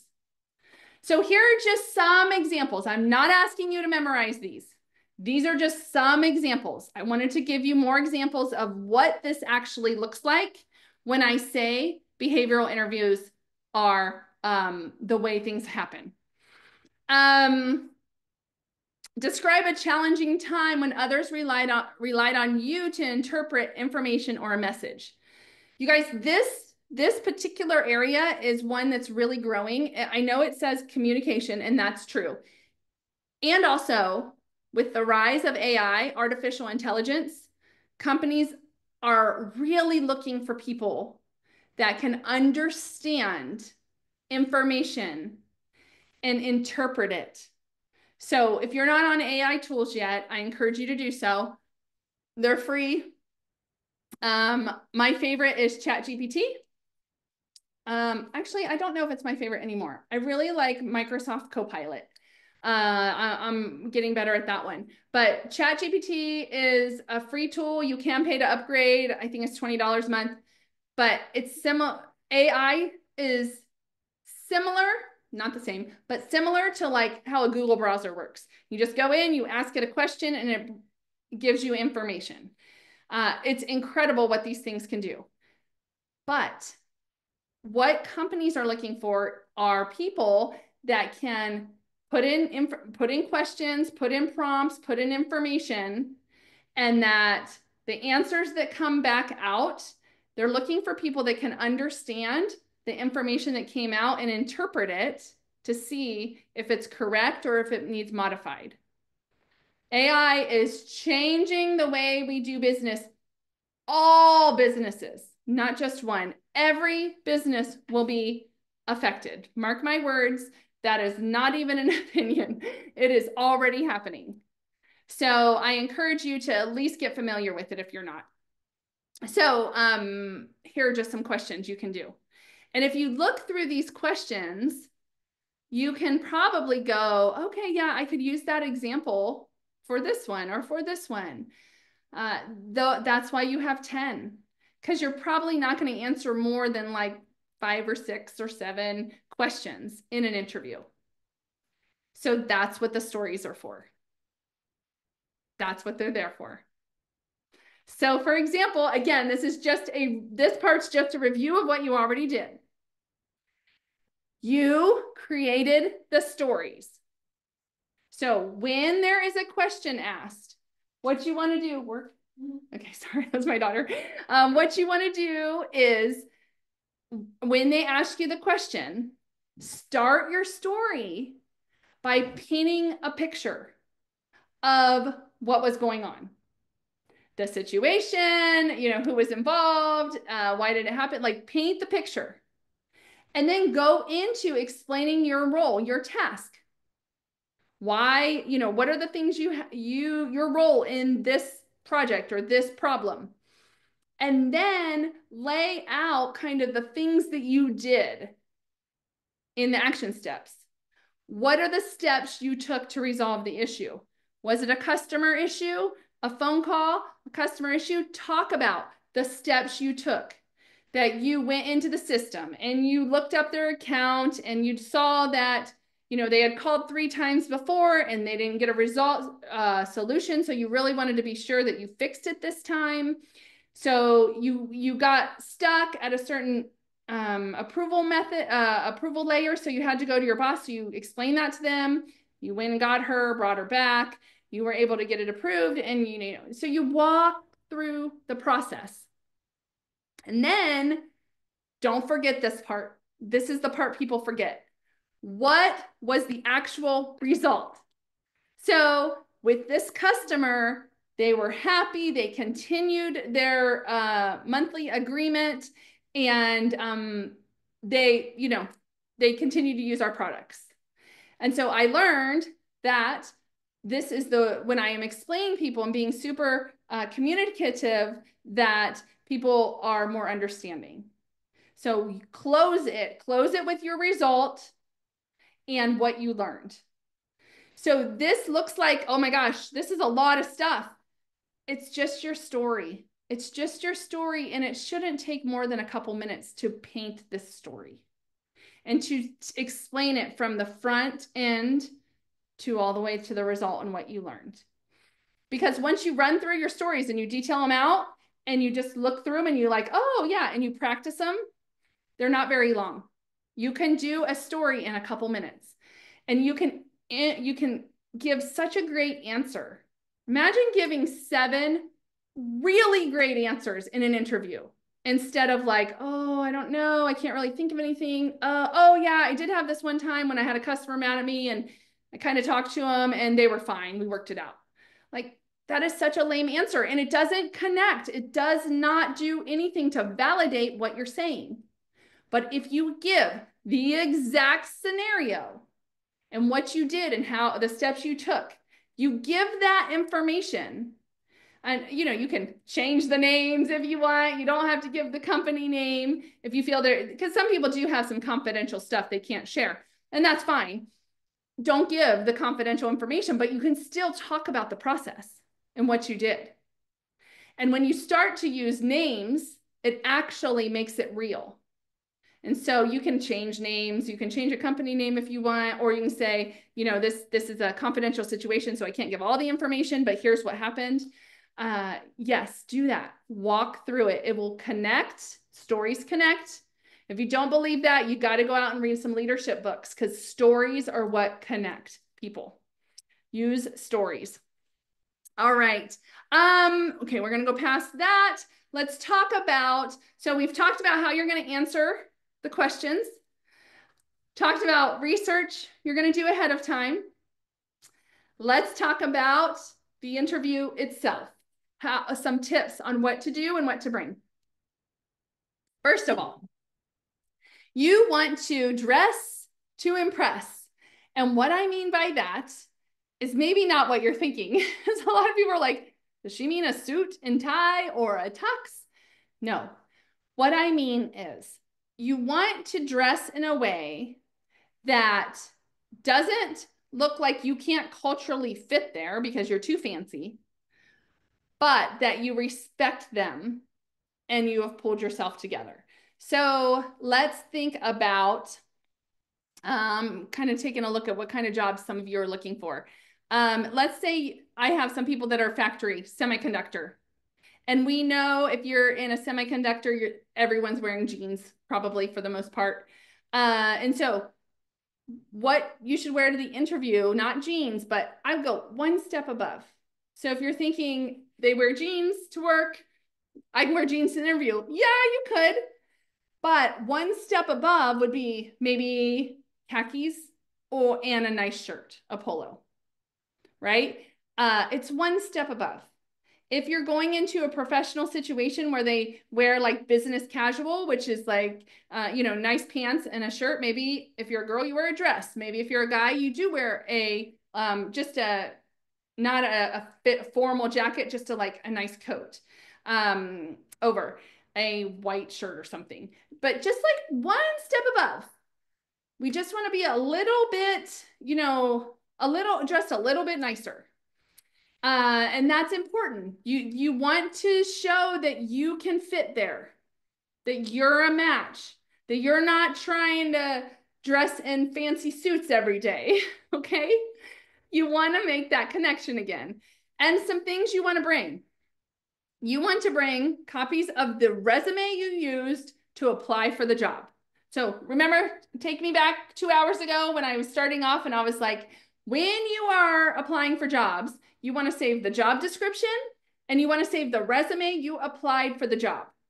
Because when you get to the interview, if they need a copy of your resume, you want to be able to give it to them. So you want to bring some copies of your resume and it needs to be the resume you applied for that job. So it looks the same.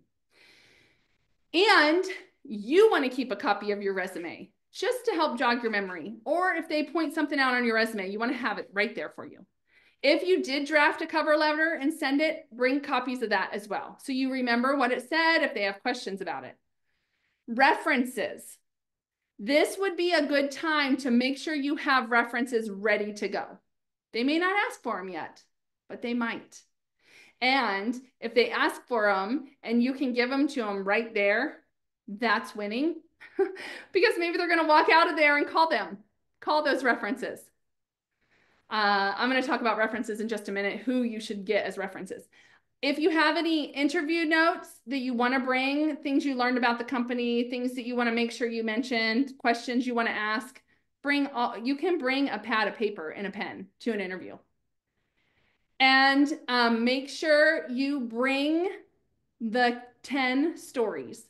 You have a sheet of paper going into the interview with those 10 stories just listed out.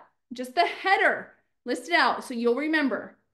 The holiday party that I did, the tough customer at whatever company that was. Whatever those 10 stories are, make sure they're written, just the header, so that it will remind you to tell that story. A pen, of course. Oh, I have a misspelling. I had to fix that. And then turn off your cell phone. In fact, my favorite tip on this is to leave the cell phone in the car. When our cell phone lights up, buzzes, whatever it does, it distracts our brain for a second.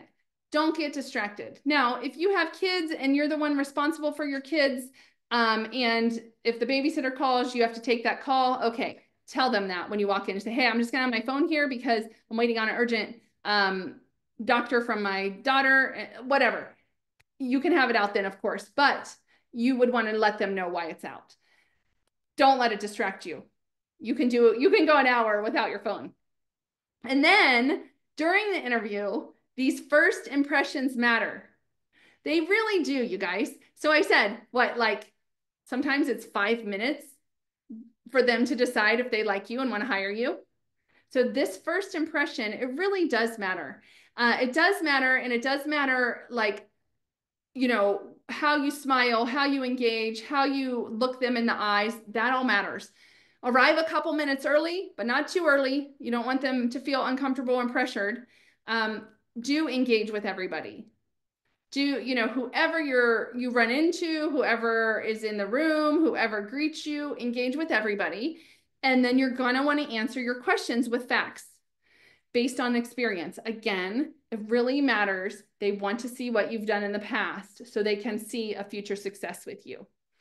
So when you're there, make sure that you give that handshake, you have the eye contact, and you have that really, you smile, you say hi, you're grateful to be there.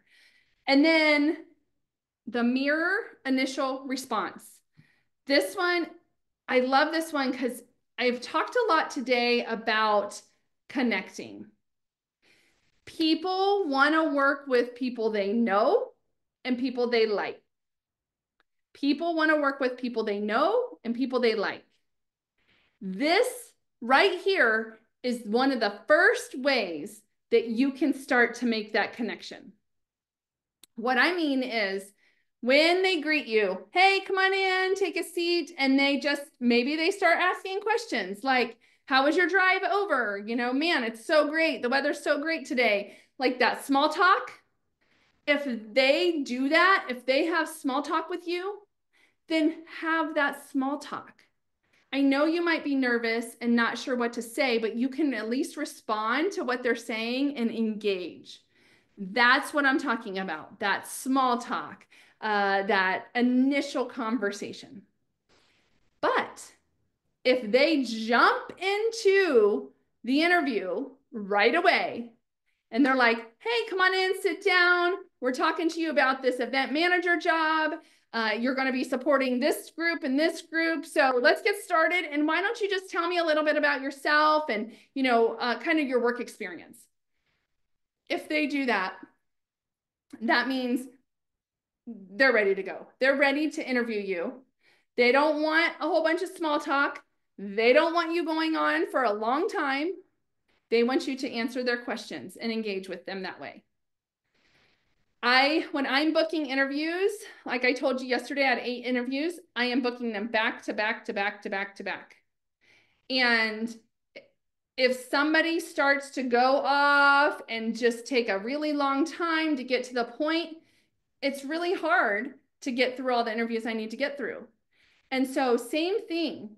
If companies are just diving right in and going at it, you just go with them, go with the flow. But if they want to get to know you a little bit more, especially if you're like in front of the hiring manager and they want to spend some time getting to know you, then, do that. Spend time having that small talk with them. Maybe that's the time you've done a little bit of research by then and you know a little bit about them and you can talk about that in there. All right. So what about questions you should ask? Everyone should ask a couple questions during an interview. It shows that you are interested in the position. In the first interview, I encourage you to stay away from the salary question. Actually, I think that's on my next slide. Things not to ask. Yeah. Oh, wait. So questions that you do want to ask.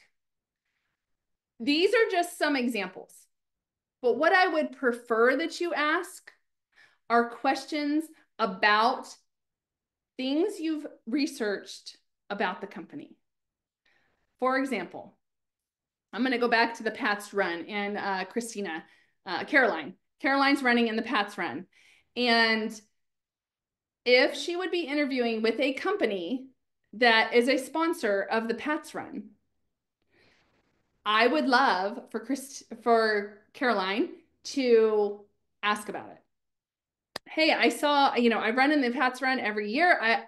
I saw that you guys are a sponsor. How did you become a sponsor of the Pats run? Why is that? Are you guys a big veteran supported organization? I saw you had some stuff online, like things that you've researched about them that you connect with.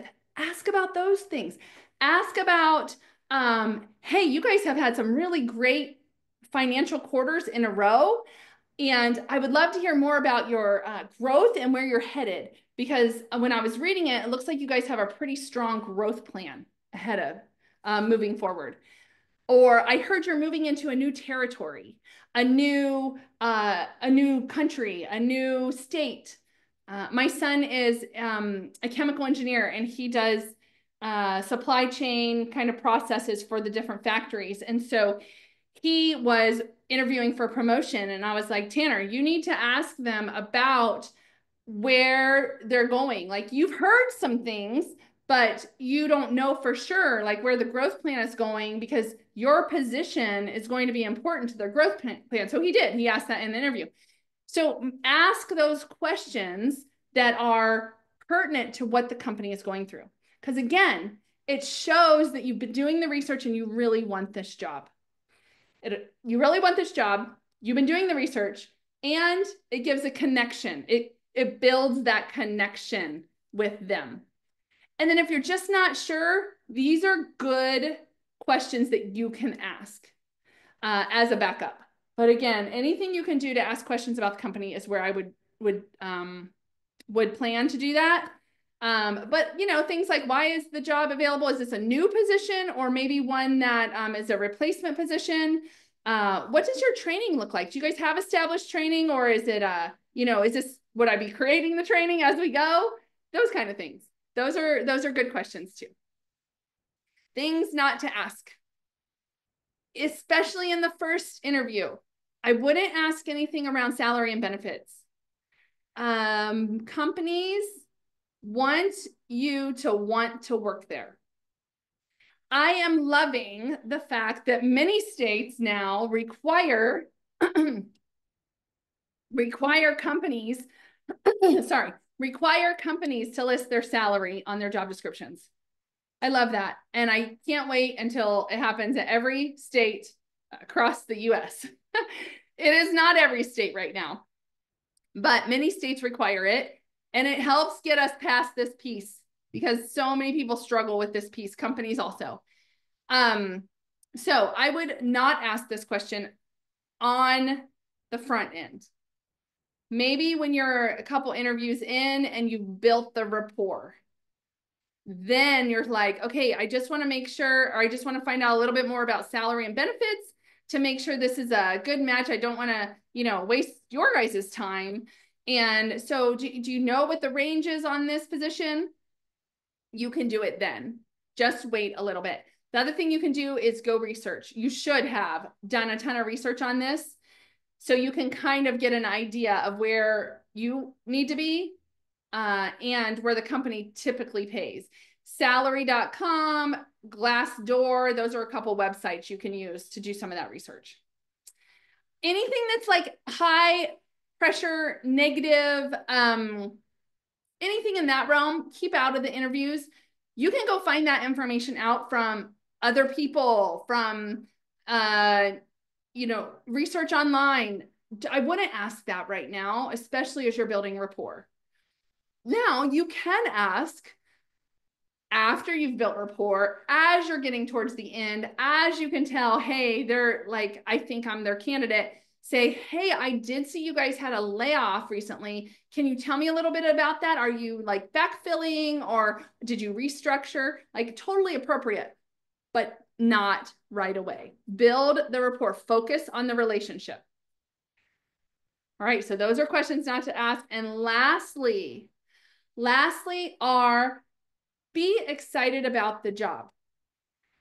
You should really only be interviewing for companies that you are excited about working there and that you know you support. So think about this. One of the modules that I just built out in our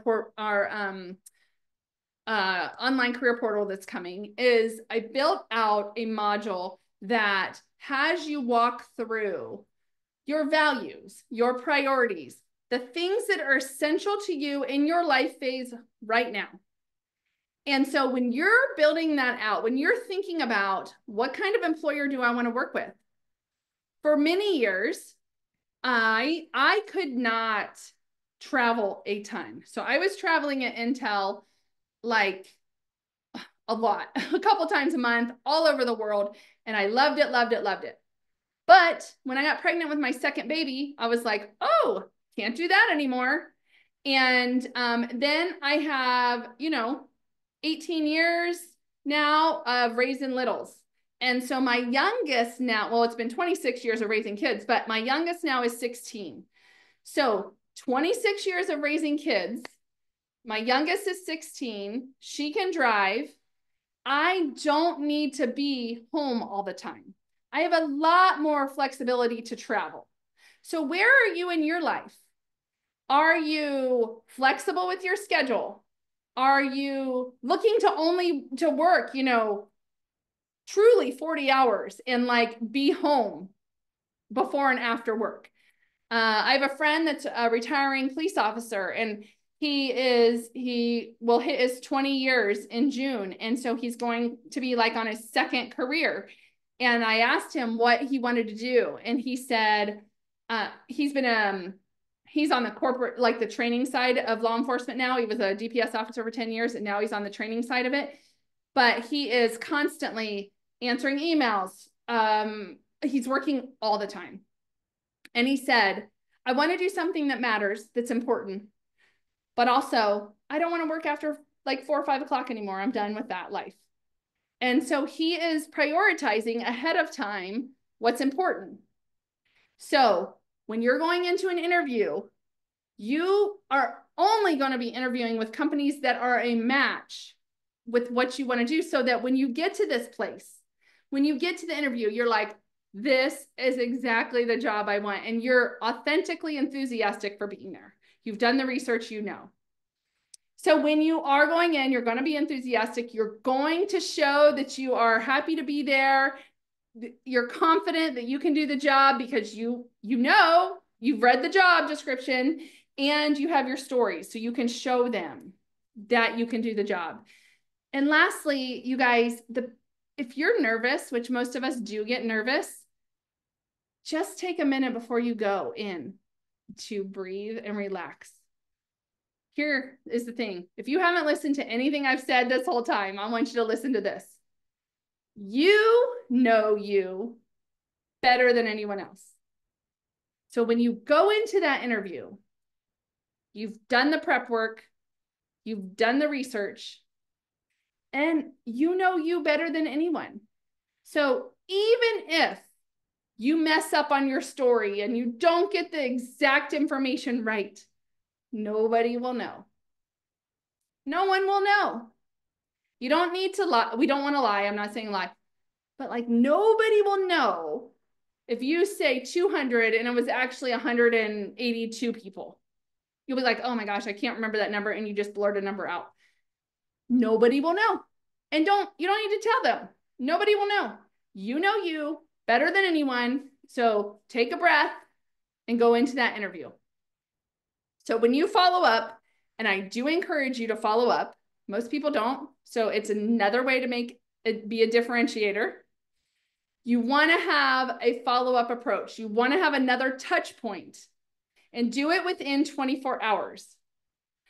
The greatest way you can follow up, you guys, is on LinkedIn. It is the best way because you can connect with them, first of all, and send a note within your LinkedIn. And then all your information is right there for them to see again. They get oh yeah, that's right. That's who this person was. And then when you send the message, make sure to include something within that interview. I keep going back to Caroline because that's an example we weaved through today. But again, in that email, you can say, see you at the Pets Run. You know, so even if you don't hire me, I'm still around. Maybe you have another job for me later. But like, connect, whatever that connection point is within the interview, mention it again on LinkedIn. Or if you don't have LinkedIn, or you're not connected to them, or you can't find them, or they're not on there, email is totally appropriate. Make sure you get the names and the contact information of the people that are interviewing you. You can do that through the person that's coordinating the interview, or as you're finishing up the interview when you're leaving. Hey, I'd love to send you a thank you note. What's your email? Or are you on LinkedIn? I'd love to connect with you on LinkedIn. Anything like that. It's totally appropriate and you should do it. And then, you know, kind of evaluate when you leave. Somebody said that they just interviewed with Lucid. Who was that earlier? Looking through the notes here. Katina. Katina, you interviewed with Lucid yesterday. Awesome. And it went well, it sounds like. What I want you to do today is just think through what what went well? Was there anything that like stumped me? What did I feel prepared? Were my answers ready? Maybe your answers are going to be way more ready if you have to interview another time with Lucid with the next group, because you're now going to have your stories. But like, were you confident? And did you build rapport? Did you make a connection? So Katina is going to go through this and think, okay, is there something maybe I need to tweak or do a little bit different or do a little bit better? If you are getting interviews, interview, but you're not landing the job, something's off. Something's off.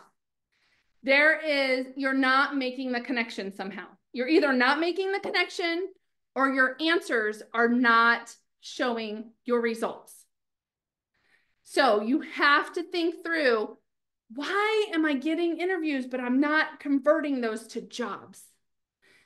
That's where this comes into play. Analyze the interview. Yes, Katina, I will be praying that you land that job at Lucid. That's awesome. All right, so here's the recap. We went through kind of the hiring process and the life cycle of an interview. We talked about researching and preparing for interviews. We talked about how to craft your responses, the golden moments and the star process. We also talked about what to do at the interview and how to follow up after the interview. So what I want you to do is take a look back at your notes that you've either been taking, hopefully writing some down. Think through, what is something you can do this week? Let's see, we're on Thursday. I'm going to give you until next Wednesday. What is one thing you can do by next Wednesday to be prepared for the next interview that comes? What is one thing? And then throw it over in the chat. Share one thing based on what we talked about today. Is it crafting your stories? Is it doing some research on employers? Is it going over your stories again? Is it pulling up your resume and getting ideas for stories? Is it watching back the webinar? Is it taking the DISC assessment? Like, what is something you can do based on our talk today that you can better prepare to just nail that interview and make that connection? Yes. Oh, that's good, Jasmine. The strengths and weaknesses. Knowing what my strengths and weaknesses are. Good. Anyone else? What else have you got? What are some other things you can do to prepare yourself for the interview based on our talk today? And then I want to make sure you all know that Arizona at Work Pinal County, again, is the organization that is sponsoring this and sponsoring these workshops. If you are in Pinal County, then here is some additional information for you. There's a phone number, there's a QR code, and a website that you can reach out to. And they have job fairs, they have career exploration opportunities, they have additional support for veterans and people with disabilities. There's so much support. So reach out to them on one of those sites and you can have additional job search assistance. So thank you, Arizona at Work Pinal County, for offering these workshops to all of us. And then Career Connectors, I want to tell you guys a little bit about that because you can utilize our resources as well. We run a lot of what we do is through events, and we really work hard to empower you through resources, employer connections, and service providers, community providers. And we do that mostly through our events. And so here are some of the virtual workshops that are coming up. Again, no cost to any of these. And these are the ones that are sponsored by Pinal County, Arizona at Work Pinal County. If you have not attended a resume workshop yet by one of our team, this is a must. Thursday, April 3rd, Lori Norris is going to go into resume writing. She is a professional certified resume writer and she's excellent. And then I am teaching one about the essentials, kind of a high level of all job search content. And then we have a salary negotiation one happening May 22nd. So we only do quarterly. So Brenda Mariah will be teaching that one. Those are really great workshops. And then here are 3 upcoming bigger events. These events, again, are no cost to you, but we bring in these great speakers that will talk about something important in the job search. So Latia Owens is going to talk about kind of it's intentional serendipity. So basically, she's going to talk about networking and relationship building and how you can make the connections. All right. Like sometimes we're like, oh, that just happened. It's like, no, that was actually a planned thing on how you make connections so that you can get referred into companies. And then Amanda's going to talk about the 6 components of successful job search and so on. So at each of these events, we have 2 keynote speakers, and then we move into breakout sessions where we bring in professional resume writers, LinkedIn coaches, etc. And you can network and talk with them and get help individually. So if you go off and work on your LinkedIn profile and you have some questions about it, come meet with one of our coaches. They're really, really fantastic. And so here is my QR code and website. If you have any follow-up questions for me, I would love to be connecting to you guys on LinkedIn as well. And oh, good. I have a lot more, some people that have responded, getting your scenarios together, researching the employers. That's great, Tyler. Gloria taking the disc. Great job, you guys. So those are exactly the things you should be doing. Now I'm going to, we have some time. So if you have some additional questions that you'd like answered, the official workshop time is done, but I'm here. You can get off mute. You can also ask questions in the chat. And I would love to answer any questions you have. So thank you for being here today and being part of this program. We are honored to be able to host, and I'm trying to get my kids off of here. You know, the ones I